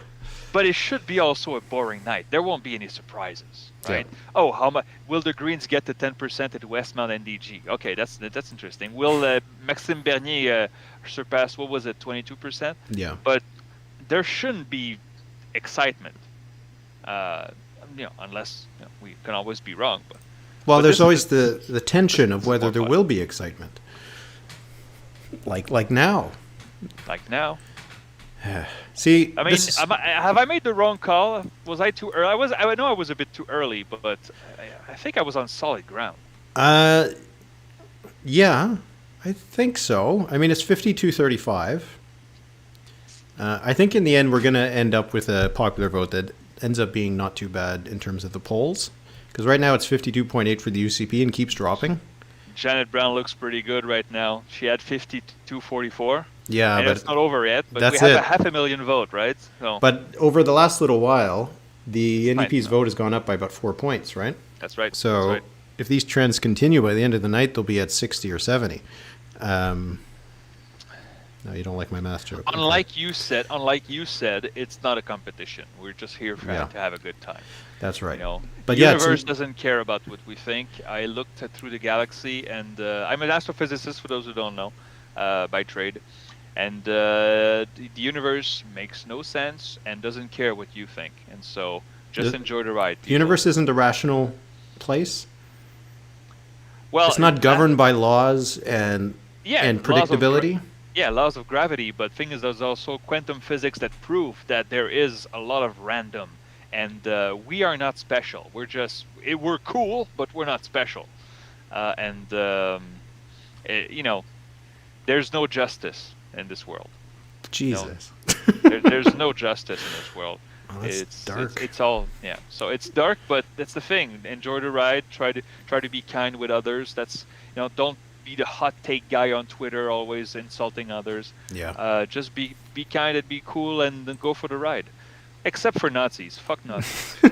Oh, sorry. Whoa, come on. This is the internet. You're not supposed to swear. I swore. Sorry. But I'll have to put an extreme thing on this. But also, that's a fair take. I'll agree with that. How many people heard that? 600 people. Okay, sorry. We still got 600. That's not bad. Yeah. Thank you, everybody. But I didn't program any tweets for this late because I thought it'd be over. So I'm not pushing anybody to the thing anymore. It's all right. Yeah. No, I mean it's not the quantity, it's the quality of people here. Yeah, we got some good quality people here, probably. Yeah, I don't know what's because some of these ridings, we're starting to get to the point though that some of them are starting to get kind of a lot because now we're up to nearly 600,000 votes. So if we were trying to find, let me do the math again. We'll try to find a path that ends up with Fort McMurray still only have 3. The NDP's not going to win that. So it's still Fort McMurray still orange? Yes, it is. Huh? They haven't really counted anything. Yeah. They've got a problem there. Okay, so that puts the NDP at 34. All right. Strathcona, not going to win that. Morinville, St. Albert, probably not going to win that unless all the St. Albert polls haven't reported. But that's a lot of votes, though. Yeah. Yeah. But I mean, how well they did pretty well in St. Albert, 59%. Yep. So they did. Okay, so we're at 34 if we're trying to find a path for the NDP. Calgary Klein, I mean, it's 110 votes, but you kind of expect that the NDP could win that.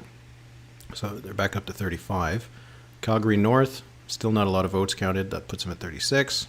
Edgemont, I mean, that's a 500 vote lead, and there's only 4 polls left to report. That starts to get hard. Foothills, that's still pretty close. Yeah. It would be hard to find 9 seats, I think, right now. Yeah.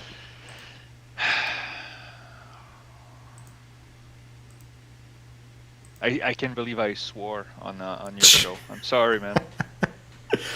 That's okay. Don't worry. if I do that with Bell Media, they won't renew my contract. But with you, you'll forgive me. Yeah, So that's nice. okay. I think when you're actually on a camera, it's like for me, every time I'm in front of a radio mic or a TV, like it's just impossible for me to swear. Yeah. No, me too. It's true. You just, yeah, you compose yourself, but There's something about it. But here we're just sitting here, and you're sitting in a dark room, drinking something by yourself with just me. It seems like it's just you and I. And if we weren't being watched by anyone, we'd both probably swear a little bit. Don't worry about it. You can swear in French if you'd like. That probably gets through. There you go. Chris de tabarnak de calice de calvaire. Sound like my father. You know something funny? I'll take a little anecdote quick here for our 500 people. Bernard Drinville, the former PQ minister, became a radio host. Now is a PQ. He's a CAQ, actually education minister. Super nice guy. You may disagree with his politics, but as a person, he's great. And many times we text sometimes. But when you're next to him, every third or fourth word is a Chris de tabarnak, and it's really, really funny. He swears like a sailor, and he never does that on TV or on radio. And anyway, it's very genuine. And I remember the first time I met him, it shook me. It's like, oh my God, okay, this is something. Well, see, but that's also the thing. I wouldn't I'm a normal person, but if I don't know someone well, I wouldn't just start swearing at them. Yeah, exactly. That's just a weird thing to do. All right. So you're writing something tomorrow? No, I'm writing something tonight. Well, you're writing something at 4 a.m. Yeah. Yeah. Come on, I've done that so many times. Don't complain. Come on. Well, when was the last time? The 2019 federal election. We finished the show. I did the radio show. I think we finished at 1 a.m. or something. That was really fun. We didn't have a live translator booked, so I had to translate when Trudeau was speaking French. I had to translate into English, which was fun. I've never done that live on radio. But anyway, the radio show ended probably at 1 o'clock. I went to go do a show that Wendy Mesley had. That was like the after-hour show. And then I was finished at about like 2 or 2:30. And then I went into the newsroom to go write. And I was the only one there aside from one other editor who was like watching the website. I think I filed it at 4:30. I think I went to the hotel, and then I had to go back to be on Heather Hiscox's show at 7 in the morning. But that's fun. Like, I miss those things a bit. That's the one thing I probably miss the most. The adrenaline is there, that's for sure. Yeah.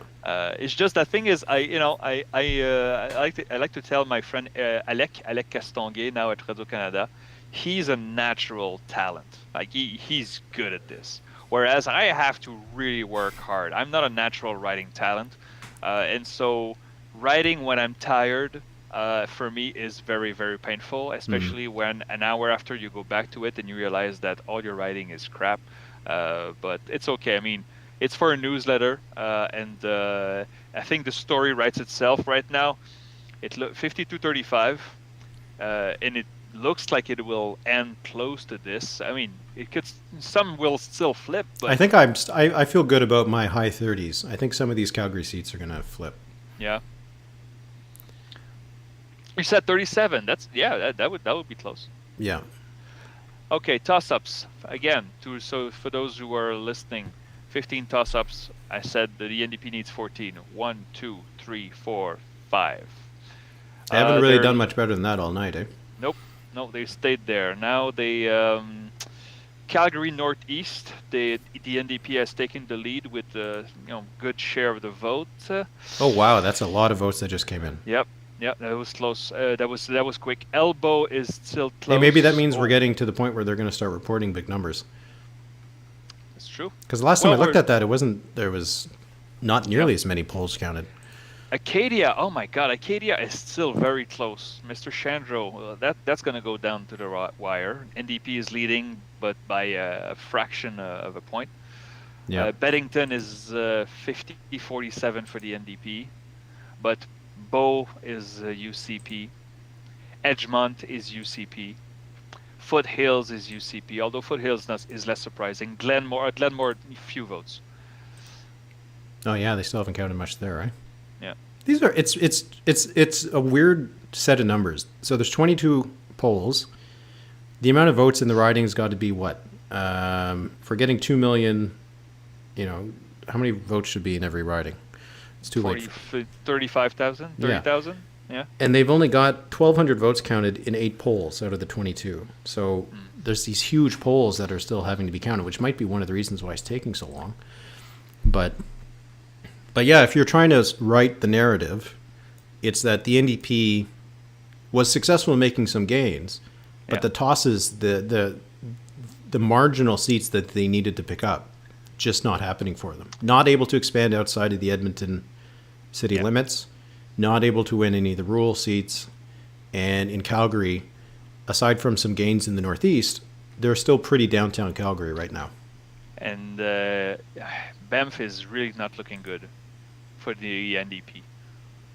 I mean, they think it was going to be close for the NDP, so they had to win everything they could. Banff was one of them. I see that. Lethbridge East. Okay, Lethbridge East is less than 2,000 votes, but still, there's a. Yeah, it's too small. But, there again, we're only got 2 polls reporting. Yeah. But like that's what the NDP has to hold.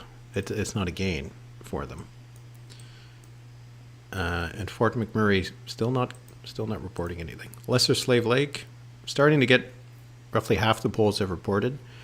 What does it look like? UCP has 57%, the NDP has 40%, and the Solidarity Movement now down to 3%. So not much solidarity there. On the CBC page, they call him Bert, just so you know. Oh, okay. So. CTV, c'est Bertrand. But, all right. That's fine. How about the Red Deers? They're calling Red Deer South for Jason Stephen, winning that for the UCP. Red Deer North, still about a 15-point lead for the Adriana Lagrange, Minister of Education. Hey, man, you've been sitting there for 2 hours and a half. You want to take a quick break? I'll hold the fort. I got nowhere to go. I'm good. You okay? Yeah? Okay. All right. Once I start sitting down, and if I get up, my cat might wake up. She's sleeping over there, and I don't want to disturb her. Do you remember the time Marsouis? Ah, oui. Marsouis, named after the little town in the Gaspé coast. Also, yeah, she's a sweetheart. But there was, if you remember the time we recorded a podcast, she jumped up while we were talking. That's right, and she pulled out some wires. She yanked my mic out of the computer, and my computer freaked out. So she can do damage. All right. And you added the blooper at the end of the podcast. Yes, that was fun. did. That was good. No, it was good. It was good. It's always fun to do that. All right. So what was your final projection? Was it 51-36? It was 52-35. But right. thing is, I see Ford McMurray Wood Buffalo still orange. That doesn't work. Yeah, that's not going to work. But like I said, I think they'll win one of these Calgary seats. Yeah, exactly. I think like they're 4 votes behind in Calgary Klein. If there's something that we've been following each other on social media for a long time, I post the results. I do not like to brag. I do not like to brag when I'm right because people will shove it in my face when I'm wrong, and being wrong is part of doing this, right?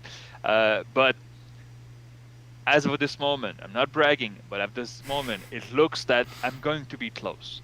I'm going to be close, and the polls right now, I see a vote share. I know it's not over, but we're talking about close to 700,000 votes, right?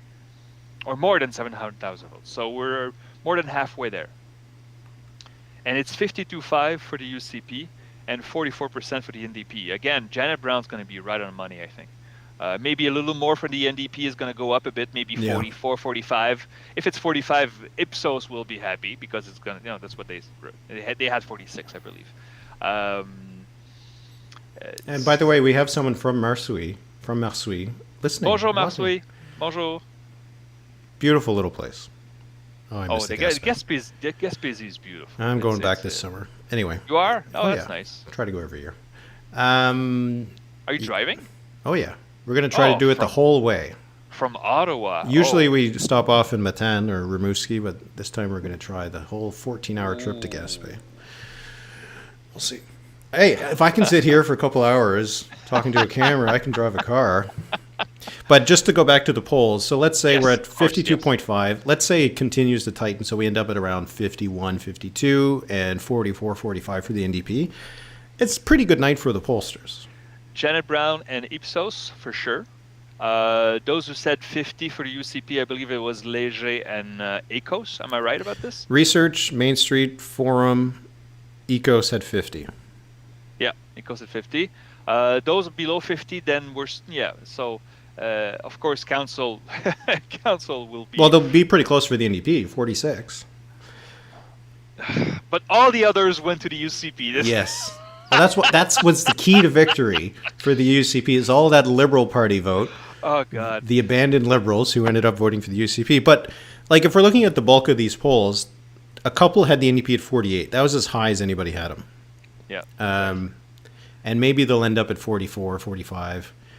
So it does seem like, once again, the polls will underestimate the UCP, overestimate the NDP a little bit. Based on the polls, it seems to be the turnout impact of older voters supporting the UCP. But it's not going to be a bad result. We'll see what it looks like in the Calgary. I think a lot of people are going to look at the Calgary numbers to get a real idea. Yeah. But like the Calgary numbers, if you took like the consensus, it was somewhere around 49 for the UCP and 47 for the NDP. Yeah, that's correct. And it looks like that could be what it ends up being, just based on the seat map. It's a better night than 4 years ago. I mean, again, 4 years ago the seat counts were close, but all the polls were wrong, except Janet Brown, who was close with a 3-week-old poll. But then again, the thing is, the if you look at the lines of my vote projection, which followed the polls, the only time it got close is when you had this outlier from Abacus data that showed a 10-point lead, which I appreciate because Abacus went right back on the field that same week. I think they knew that something was up. Yeah, but they had the courage to put it out. And no, absolutely. You have to, because if everybody hides the numbers that they think are outliers, they're going to miss when something real happens, right? And at the time, Abacus was pretty much the only poll. So there wasn't a lot of other data to really compare it to, and it just come after the debate, and maybe something moved. But in the end, it doesn't seem like that had happened. So. The Calgary map is pretty blue right now. Only the northeast, and the center. Yeah, so right now the only gains for the NDP are Curry. They're leading an elbow, not by much. They're going to win varsity. They're comfortable there. They're leading in Beddington by a little bit. Calgary, Buller, McCall, they already had that one. They're going to win that. Yep. Falcon Ridge, looks like they're going to win that pretty comfortably. And Northeast, now they've moved ahead pretty definitively, so that looks like that's going to be it. So, but are they going to be able to win Edgemont? Only 2 polls reporting to remain, but they're behind by about 400 votes. Oh, no, Edgemont's going to go blue. It's very close, though. Yeah. Calgary North, there's still a lot of polls reporting, and it's only a gap of 100 votes, so that's going to have to wait. Foothills is a gap of about 230 votes. There's still a decent amount of polls. Calgary Bow, that's 500 votes, but there's still 10 polls to report. Klein is a gap of 8 votes for the UCP. I'm looking at Acadia right now. So the margin between the UCP and NDP is about 10 votes, and you have the Greens with 69 votes. Yeah. So let the infighting between those two parties, if that holds. If it flips, though, if it flips the other way, you do have 60 votes combined, or 50 votes combined for the Solidarity Movement and Wild Rose Loyalty Coalition. That's true. But thing is, that's both ways. The UCP still wins, though. Yeah, it's true. Yeah. It's true. Yeah. But yeah, I wonder if there's going to be a few of those. And it looks like my projection in Banff will be way off. Because that'll be an interesting one. What will have happened there, right? But again, if 35, maybe some of the Banff polls, that's true. If they come in, it'll tighten it. But it's hard to imagine that a 2,400 vote gap is going to be overtaken. But yeah, you look at the map, and it's again Fort McMurray still hasn't reported, but this isn't the map that the NDP needed. They needed to have a little bit more. If you blow it out a little bit, they had to have a little bit more orange in the donut in Calgary. Hang on, the Edmonton Donut, they haven't flipped any seats, have they? Sherwood Park would be the only one. Oh yeah, okay, yeah, sure. And that's not good enough. No, They needed to have, that was expected though. Yeah. yeah, Okay. they needed to have Morinville. Morinville, maybe Strathcona, Sherwood Park, to take a little bit of the pressure off, right? Lesser Slave Lake would have helped. Could still win that. There's still a lot of votes still to come. Banff would have helped a lot. That's not happening. Yeah, it's just. It's gonna be a. Calgary Klein flipped. Calgary Klein flipped. One vote. One vote for Lizette Tayada. 4272 to 4271. At least this makes sense. It's a contiguous group of ridings. Right? Pagan is Klein. Let me look at Klein. Yeah, okay. Yeah, okay. Yeah. So, like, there's still an upside for them. North is still pretty close, so they could win if they win that. Edgemont, still pretty close. But we're only waiting on one more poll, so that's probably done. Cross is pretty close. So there is still, like I said, the potential for them to get into the high 30s, but I think I'm comfortable enough now to also turn my key. Are you call? Yeah, are you? Yeah. You calling it? Yeah, I'm going to turn my key as well, I think. There you go, people, dear listeners, watchers. Both Eric and I have called UCP majority. Yeah. So Danielle Smith becomes the elected premier of Alberta, and now it's going to be fun to see how it affects national and federal politics. Because I said earlier in the campaign, this is a rare provincial elections that will have national consequences, and this one will. I think that Danielle Smith could be a thorn on the side of Pierre Poilievre, although they could also reinforce each other. We'll see how the dynamics go there. But if I'm the Liberals and even the NDP, every time Danielle Smith says something nonsensical, you just point and say, "Do you want more of that?" It's going to be interesting to see how the favorability numbers move over the how the industry does the premier favorability, right? I think they do it every 4 months or something. So yeah, every quarter, yeah. Yeah, exactly, every 3 months, yeah. So, but yeah, Danielle Smith is finally elected as premier. She wanted this for so long, and she has it now. I'm still nervous because people are saying the CPC has not made the call yet. So, well, they're a big team. It's a big. It just you always wonder if there's something they know that we don't know. You know. If only there's no way they more know than us. Come on, Eric. They're threatened by us. That's why we're doing this. They're watching us right now. It's like, oh my god. Oh, they called it. We can call it. Yeah. No, that's probably it. That's not how it works. I think it's coming. Yeah. If anybody's looking at this map, do they see any paths for the federal parties? Calgary, you look at Calgary, like the downtown core is voting progressive, and you have the Northeast, which is voting progressive as well. And, the Liberals, that's where their seats are. Yeah. And you look at Edmonton. Edmonton, I think, is the puzzle.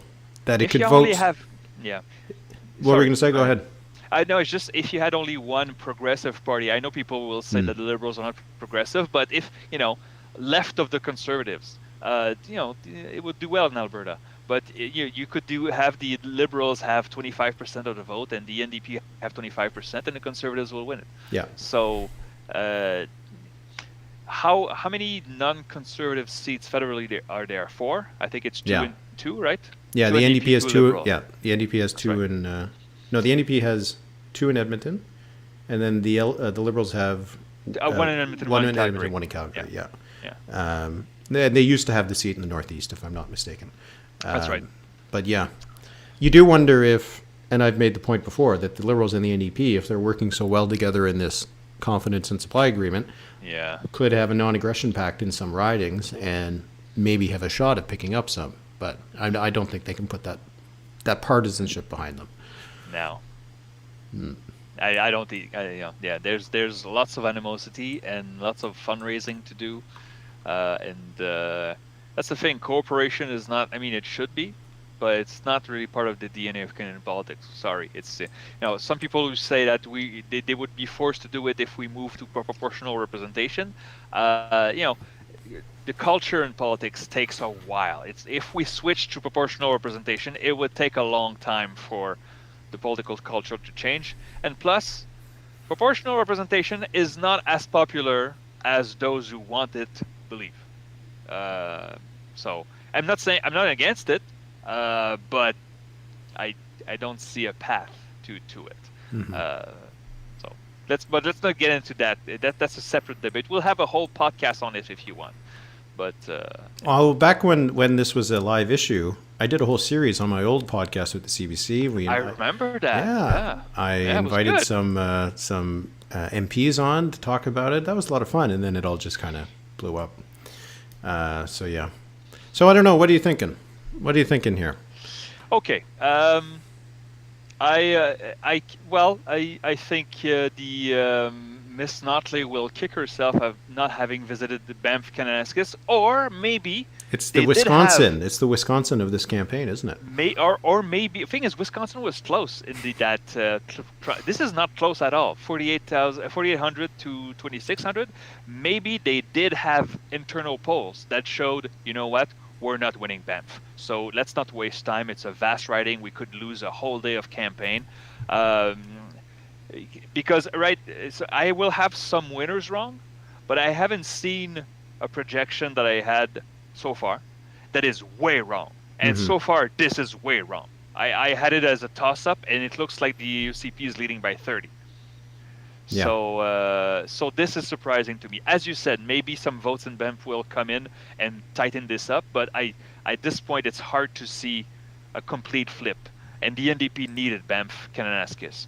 As for Calgary, well, we knew the northern part was more inclined to the NDP, and it looks like it's happened. But again, the NDP needed an almost sweep, a near sweep. Yeah. And it looks like they won't get even half the seats. It looks like it's maybe 14 in Calgary or ish. So, yeah, and at some point you will have to go where the voters are. If the NDP is not doing well in a rural area, they will have to go there and try to build a base. I mean, it's not impossible. It can be done in some places in the country, Northern Ontario, Manitoba. It's not just the First Nations. It's people realizing that it's their better interest to vote for a left or center party in rural areas. But yeah, those culture wars, man. Those culture wars are powerful. Yeah. For when it comes to Banff, I think we'll see by the end of the night. I bet you your projection won't be that off. I bet you more of the stuff that we're waiting on is going to come in, and the margin might end up being a lot closer than this. Because it is a weird result, and there's 15 polls not reporting. There's 11 that's reporting, right? So it makes me think that the reason it's weird is because the polls that we're expecting aren't coming in. Like Fort McMurray, it's now a 40-point lead for the UCP. Right? Oh, okay. They counted votes in the end. Okay, yeah. Good. So good for them. So I wouldn't be. So maybe that's going to happen with Banff, and not necessarily that the NDP wins it, but that it gets a bit closer. And when you look at the Calgary map, there's a couple ridings that it's still close, and the NDP might be able to jump ahead of them, but it's not enough, right? So they might get up to 37, something like that. But yeah, I think that the NDP just was not. It was that second scenario I mentioned, that the NDP was just going to come up short in all the areas that it needed to do well, and if it did that uniformly, it was going to be in trouble. So, Philippe, if you want, I will let you go soon. If you want, I think I can adjust the screen live. I'm not going to make you stick around. I think I'm going to stick around at least a bit. I'd like to see more votes counted. But are you going to let me go, or you're kicking me out, though? No, well, it's because I'm just going to go to bed when I'm done. You have to write something. But I will allow you. You can decide, and no judgment. You can stay with me as long as you want. But we don't know what's going to happen yet with the leaders. So assuming UCP wins, NDP loses, what do you think? What do you think is next for Rachel Notley? We got this question just now. All right. If we think Okay, Rachel Notley steps down. I do not have inside info on this. I talk to the parties in Quebec and some federal parties. I don't talk to the parties in Alberta. My gut feeling is that Miss Notley will resign as NDP leader and say we'll start a new leadership campaign, but she will stay on. She won by how much? She had over 70% of the vote, I believe. So Strathcona. Yeah, let me take a look. I believe that 76.6% of the vote.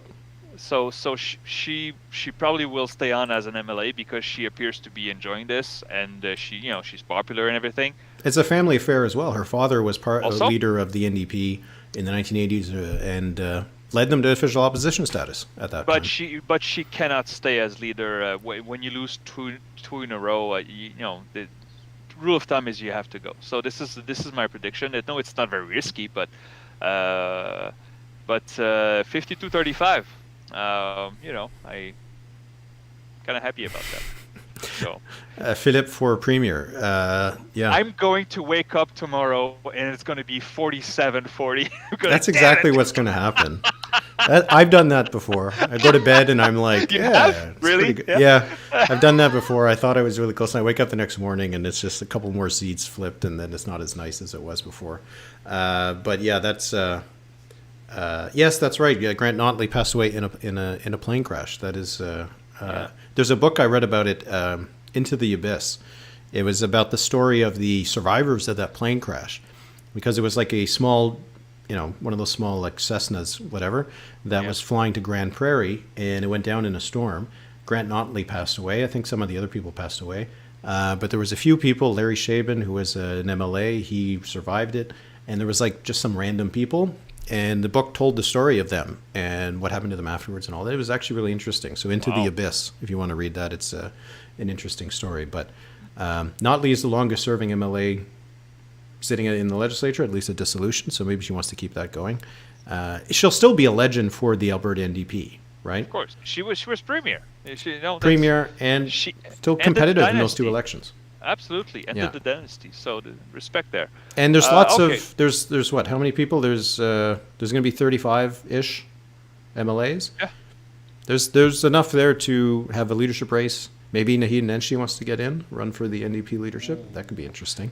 You'd have to think that he's done with politics because but maybe when politics runs in you, right? It's possible. Unless he wants to run for the federal Liberals at some point. I think that's a whole new podcast that we will have to schedule at some point in the fall. All right, before I go, I look at the popular vote, 53-44. Janet Brown and Ipsos are looking good. Yeah. The tightening has stopped, it looked like, yeah. Yeah, maybe. Yeah. So congratulations to those pollsters. And for general, I think everyone did pretty well in the end. A little bit closer, but I mean, this isn't by any means a polling failure on the part of the pollsters. So that's a relief, because you could say maybe one or two of the last four elections were a bit of a polling miss in Alberta. So not so much here. All right, Philippe, I am going to let you go. If you want, you're free to stay. Okay. I'm happy to have you stay with me. I have to write this stuff for my editor, because if she wakes up at 4 to edit me and I haven't sent it, she's not going to appreciate it, and I wouldn't. Okay. Eric, merci beaucoup. Thank you. Everybody to watch this, thank you. Obviously, go to my website and just see how right he was. Go through it riding by riding and find where he was wrong, and let him know about it.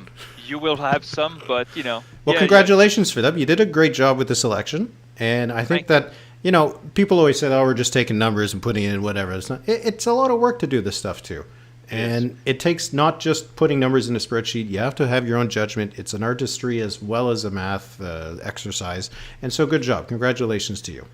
I appreciate that, and you know what? Next up is there's the Toronto election we'll look at, but. Manitoba should be a fun one. Should be a close one too. And again, rural versus urban is going to be fun. Yeah. All right, I'm going to sign off. Goodbye, everybody. Thank you for being there. Eric, thank you for having me. Have a good night and take care. All right. All right. Good night, Philippe. All right. This is the awkward part where I have to click on the link. Okay, now 1, 2, 3. Bye. All right. So here, I'll stay on for a little bit longer, folks. I'm going to make sure that it looks okay after he's gone in terms of my positioning on the screen. There you go. All right. Seems okay. All right. I'm actually using the platform Riverside, which I use for my podcast. It's actually a really great platform for the podcasting, and it's actually working great for this tonight. So I actually really appreciate it. Check out Riverside. It's worth it. I'm not going to stay for much longer because I think it is pretty much in the bag. But if you guys have some questions, some things you'd like me to look at, maybe I'll stick around for another 20 minutes or so to get some more final results. I don't have anything to do. I was thinking I might write something about the results, but the results just aren't, I don't know, they're not that interesting. They're kind of the least surprising outcome, I guess. Because in my mind, if you read my analysis today, it was that the UCP had the advantage, that the NDP was lacking any sign that they could win, but that they could keep it close. And it does seem like that's exactly what happened, that the chance that the NDP had to make it close, it just didn't come out for them. They didn't end up getting the extra votes they needed in the suburbs of Calgary. They didn't get the votes they needed in the Edmonton Donut. They didn't get the seats in some of the rural areas. So I think that's the story for the NDP, is that they just kind of came up short where they had to. As I mentioned in my piece this morning, this was going to be an election, a referendum on Danielle Smith. Rachel Notley was not an incumbent premier, but a returning premier. And when you're a returning premier, I'm just going to take the earphones out here. When you're a returning premier, you have a record. And you saw that during the debate that she was defending her record as if she was almost the incumbent seeking re-election. So she had to make this a referendum on Danielle Smith. They tried very hard to make it a referendum on Danielle Smith. They threw everything they had at her. And I think that worked pretty well, because they were down to 52.6% of the vote right now. So this is the same amount of the vote that the PCs and the Wild Rose, it's actually a little bit less, managed in 2015. And that was an election in which voters were rejecting Jim Prentice and the PCs, who had been in power for so long, and were almost reluctantly giving their vote to the Wild Rose Party under Brian Jean, who wasn't really a very inspiring leader. So this is a case where the NDP was able to get the UCP down to its bare bones, but in the end could not make the final leap to put the NDP in a position where they were the option. Because we saw polling from Abacus data that suggested that Albertans were split down the middle on who they thought was most risky and who was the safer option. And that's when the whole campaign was about, I'm just going to take that off the screen there. When the whole campaign was about who was the riskier option, who you could trust for the next 4 years, the NDP was not able to just get it over the line of convincing that little extra bit of Albertans that a re-elected NDP government would be better than Danielle Smith continuing as premier. So I think that was the failure there for the New Democrats. But a win's a win for the UCP. They're still going to probably get a majority of the vote. It's just another majority government. They managed to do exactly what they needed to do, and a little bit more. Danielle Smith was saying how it was the rural areas, and she just needed a couple extra seats in Calgary to hold on. And in the end, she's winning actually a lot more of the Calgary seats than I think we would have thought. Because right now there's 26 seats in Calgary, and the NDP is winning 1, 2, 3, 4, 5, 6, 7, 8, 9, 10, 11. That means the UCP is still winning 15. That's pretty good, because the expectation was that the NDP needed to be at 17, 18, 19 seats to win the election. If they were going to win, they needed to win that many seats in Calgary. They're only going to end up winning 11. That is still kind of amazing when you think about it. Calgary, which has not been that strong for the NDP for a while, they only took 34% of the vote last time. They're probably ending up somewhere in the mid-40s. So the NDP's made a lot of inroads, but the UCP was able to hold on to these outer suburbs that they needed. Southern part of Calgary held on for them. That was key. And the Northwest also held on for them. And I think that's kind of the story here. that we're looking at. The NDP picking up Lethbridge East pretty comfortably. These are big swings. Let's take a look at just some of these ridings. You look at a riding like, here, wait, let me find one. Spruce Grove, Stony Plain, okay? This was a riding that the UCP won by a little over 30 points last time. And the margin now 16, about 15 points. So the NDP was able to have swings of 15, 20 points in these rural ridings. That's a huge swing. But the UCP won these by such a big margin last time that it just wasn't enough to turn any of these seats. In the Edmonton area, here, let's look at some other ones here. Edmonton West Henday was a riding that the NDP won by 3 points last time. Now they're winning it by 18. That's a 15-point swing. You look at Edmonton South. This was a riding they won by 4 points. Now they're winning it by 20. That's a 16-point swing. So the NDP was able to do a lot, but not enough. The UCP was able to keep their swings just below what they needed to be for the UCP to win this election. So it's kind of a victory of the small ball, of making sure you just don't lose enough for the UCP. And for the NDP, they just weren't able to get that little extra bit they needed. Because let's go over it here. 35 seats for the NDP, they need 9. They would need 9 to win. Lesser Slave Lake, not really in it. Morinville, St. Albert, pretty close. That's 1. Strathcona, Sherwood Park, still pretty far out of it. Fort Saskatchewan, pretty far out of it. So in the donut, there are only really 1 seat where they were in contention. So now they need to find 8 other seats. That's where it gets tough. Banff doesn't look like it's going to be as close as people thought. You look at the Calgarys here. Calgary Cross, that's pretty close. So now they need 7 seats. Calgary East, that's tough to win. Calgary North, pretty close. 6 seats. Calgary Foothills, pretty close. 5 seats. Calgary Edgemont, pretty close. 4 seats. Northwest, again, pretty close. 3 seats. Calgary Bow, pretty close. 2 seats. Calgary West, too tough. Calgary Glenmore, you can say that's close enough. 1 seat. Fish Creek, not very close. So it was there for the NDP. Those seats in the Calgary area that they're going to end up losing by a couple hundred votes, maybe a couple thousand, 1 or 2,000 here or there, that little extra bit would have been enough, which is maybe why some of the networks are taking a little bit more time to make a final call, because you don't need a lot of those to flip over to the NDP. And if I do end this stream soon, maybe it ends up being a lot closer. But it does look like the NDP just came up short where they needed to not come up short. When we go through the ridings, let's say it's the 9 ridings that the NDP came closest to winning, I wouldn't be surprised if you add up all those votes and you're talking about 12, 15,000 votes in all, maybe even less, that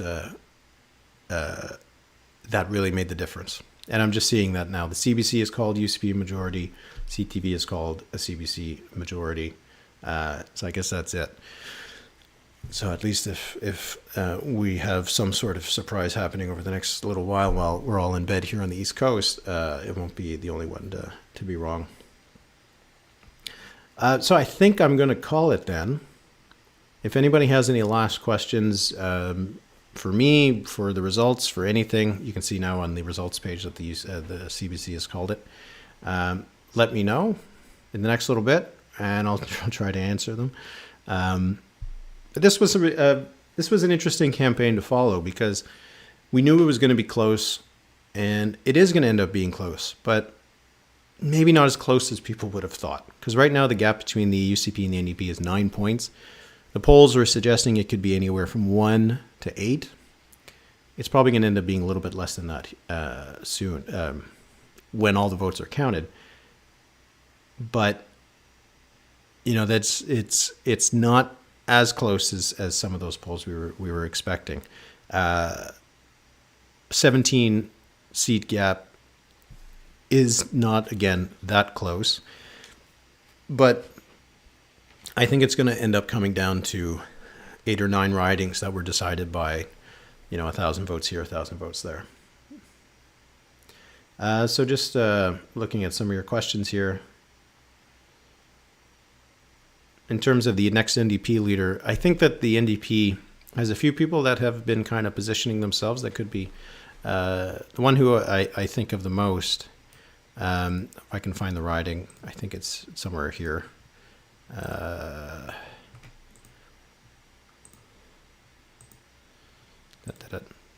David Eggen had run for the NDP before. I don't know if he's going to be someone who... here, sorry, I'm just going through these NDP ridings to try to find the name I'm thinking of. I see these are all potential. There is a Raki Panchole. That's the one I was thinking of.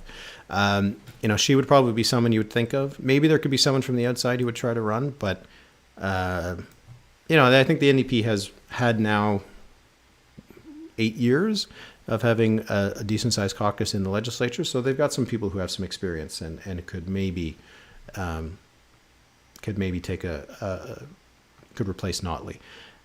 And Notley, I do think probably needs to step down. Not that this is on her feet.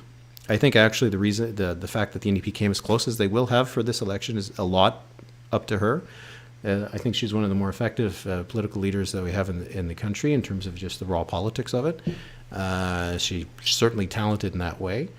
And I think that she kept the NDP in contention when if she had resigned after the 2019 election, I'm thinking this probably doesn't get as close as this. But once you're defeated twice, it's hard to ask again to stay in. So I do think that's probably going to be it.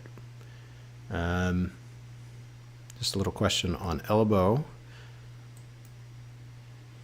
just going to try and find it here.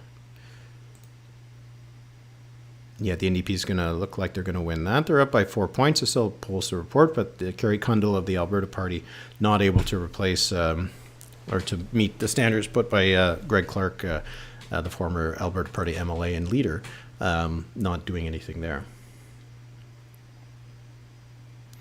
Just the final vote share estimate. I can't really estimate it if I'm just eyeballing it. Doing enough of these elections, you see this pattern where the parties that do well in the urban centers, because there's more votes usually in those ridings in the polling districts or the polling boxes that are counted, take longer, and they usually end up closing the gap on conservative parties that do better in the rural areas. So right now it's 53 to 44. I wouldn't be surprised if when everything's done counting, we're more at like 51, 52 for the UCP and 44, 45 for the NDP. But the tightening has kind of stopped. It's slowed down now at about a 9-point gap. But I wouldn't be surprised if we end up at 7 or 8 points for the UCP when all is said and done.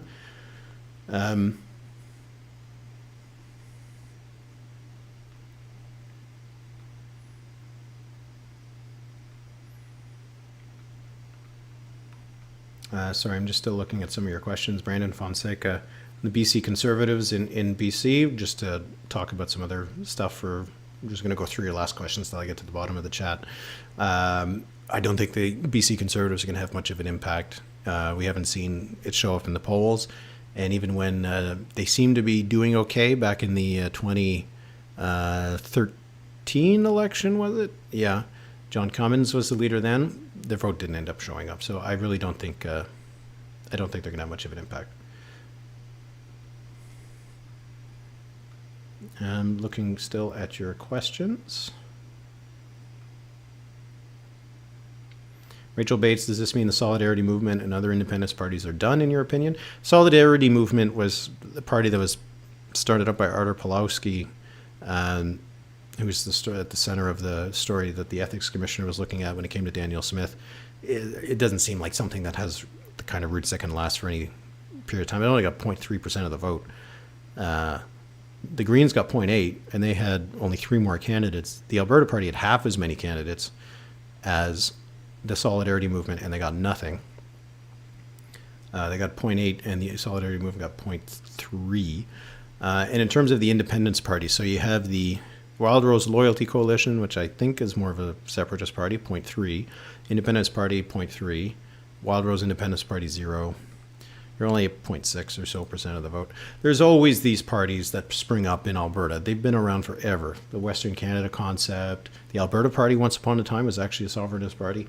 The Freedom Conservative Party, they always kind of pop up. They get 1, 2, 3% of the vote at best.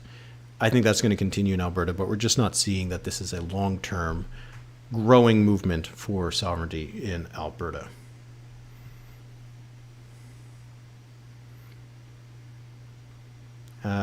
Question here, without, sorry, I'm looking at it here. Without Notley, do you think the NDP is staying in power in Alberta? Yes. I think they've now established themselves as the second party, just as they are in Saskatchewan, and as they are one of the two main parties of government in Manitoba and British Columbia. So I think that the NDP in Alberta is going to maintain itself as the opposition party. The question is whether they can ever get to the point where they can win another election without a divided right.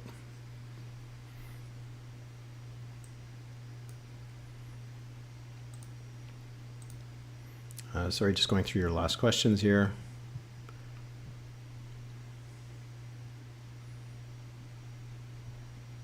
Voter turnout prediction. I'm not sure. Well, let's see what Alberta has right now. So they're estimating that the unofficial turnout right now is 43%, and they still have about a third of the ballots still to count. So I think that and it does seem like these are the bigger polls, so I wouldn't be surprised if we do end up somewhere around 60% or something when it's all said and done. But I don't know if it's going to match the turnout, the recent turnout record in 2019. And it's probably one of the reasons why the UCP is winning. If the turnout ends up being below, it's because it doesn't look like the NDP's vote really came out where it had to. But we'll see. We'll see where the final count is in terms of the raw ballots. It looks like the NDP is going to get more votes, raw votes, than they ever did before. But will it meet kind of what they need it to?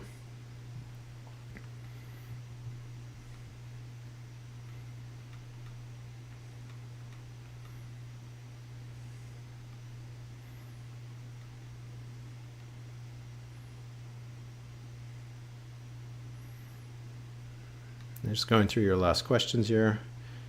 And I'll finish this. The biggest upset. I think it has to be Banff. We'll see once the count is all done. But this was a riding that was thought that the NDP could win and actually had a good shot at winning.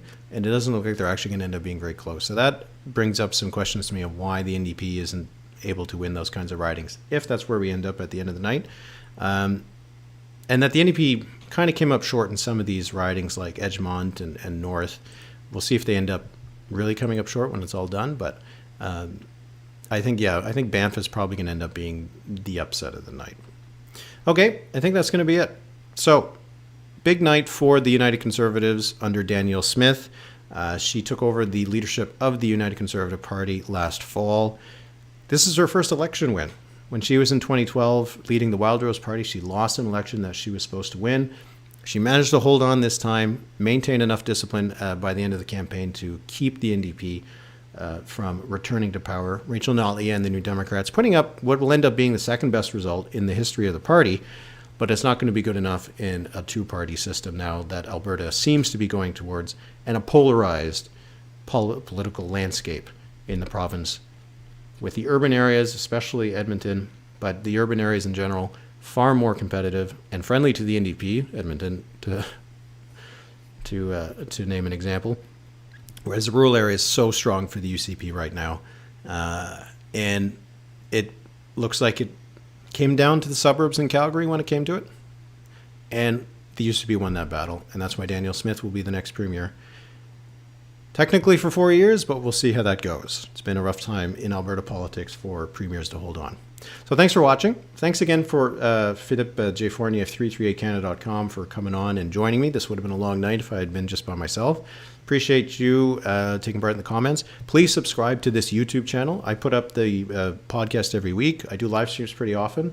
The next live stream might be the Toronto municipal election. We'll see. I would have done the federal by-elections, but unfortunately I'm going to be away, so I'm not going to be able to do it.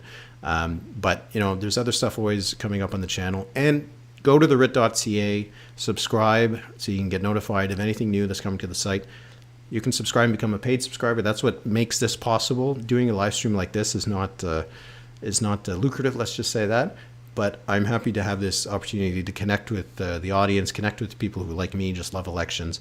But to keep doing it, I need the support at therit.ca. So please consider a subscription. You can sign up for free for now. And if you like what you see, maybe consider a paid subscription. So thanks so much. Have a great night. And we'll see you next time.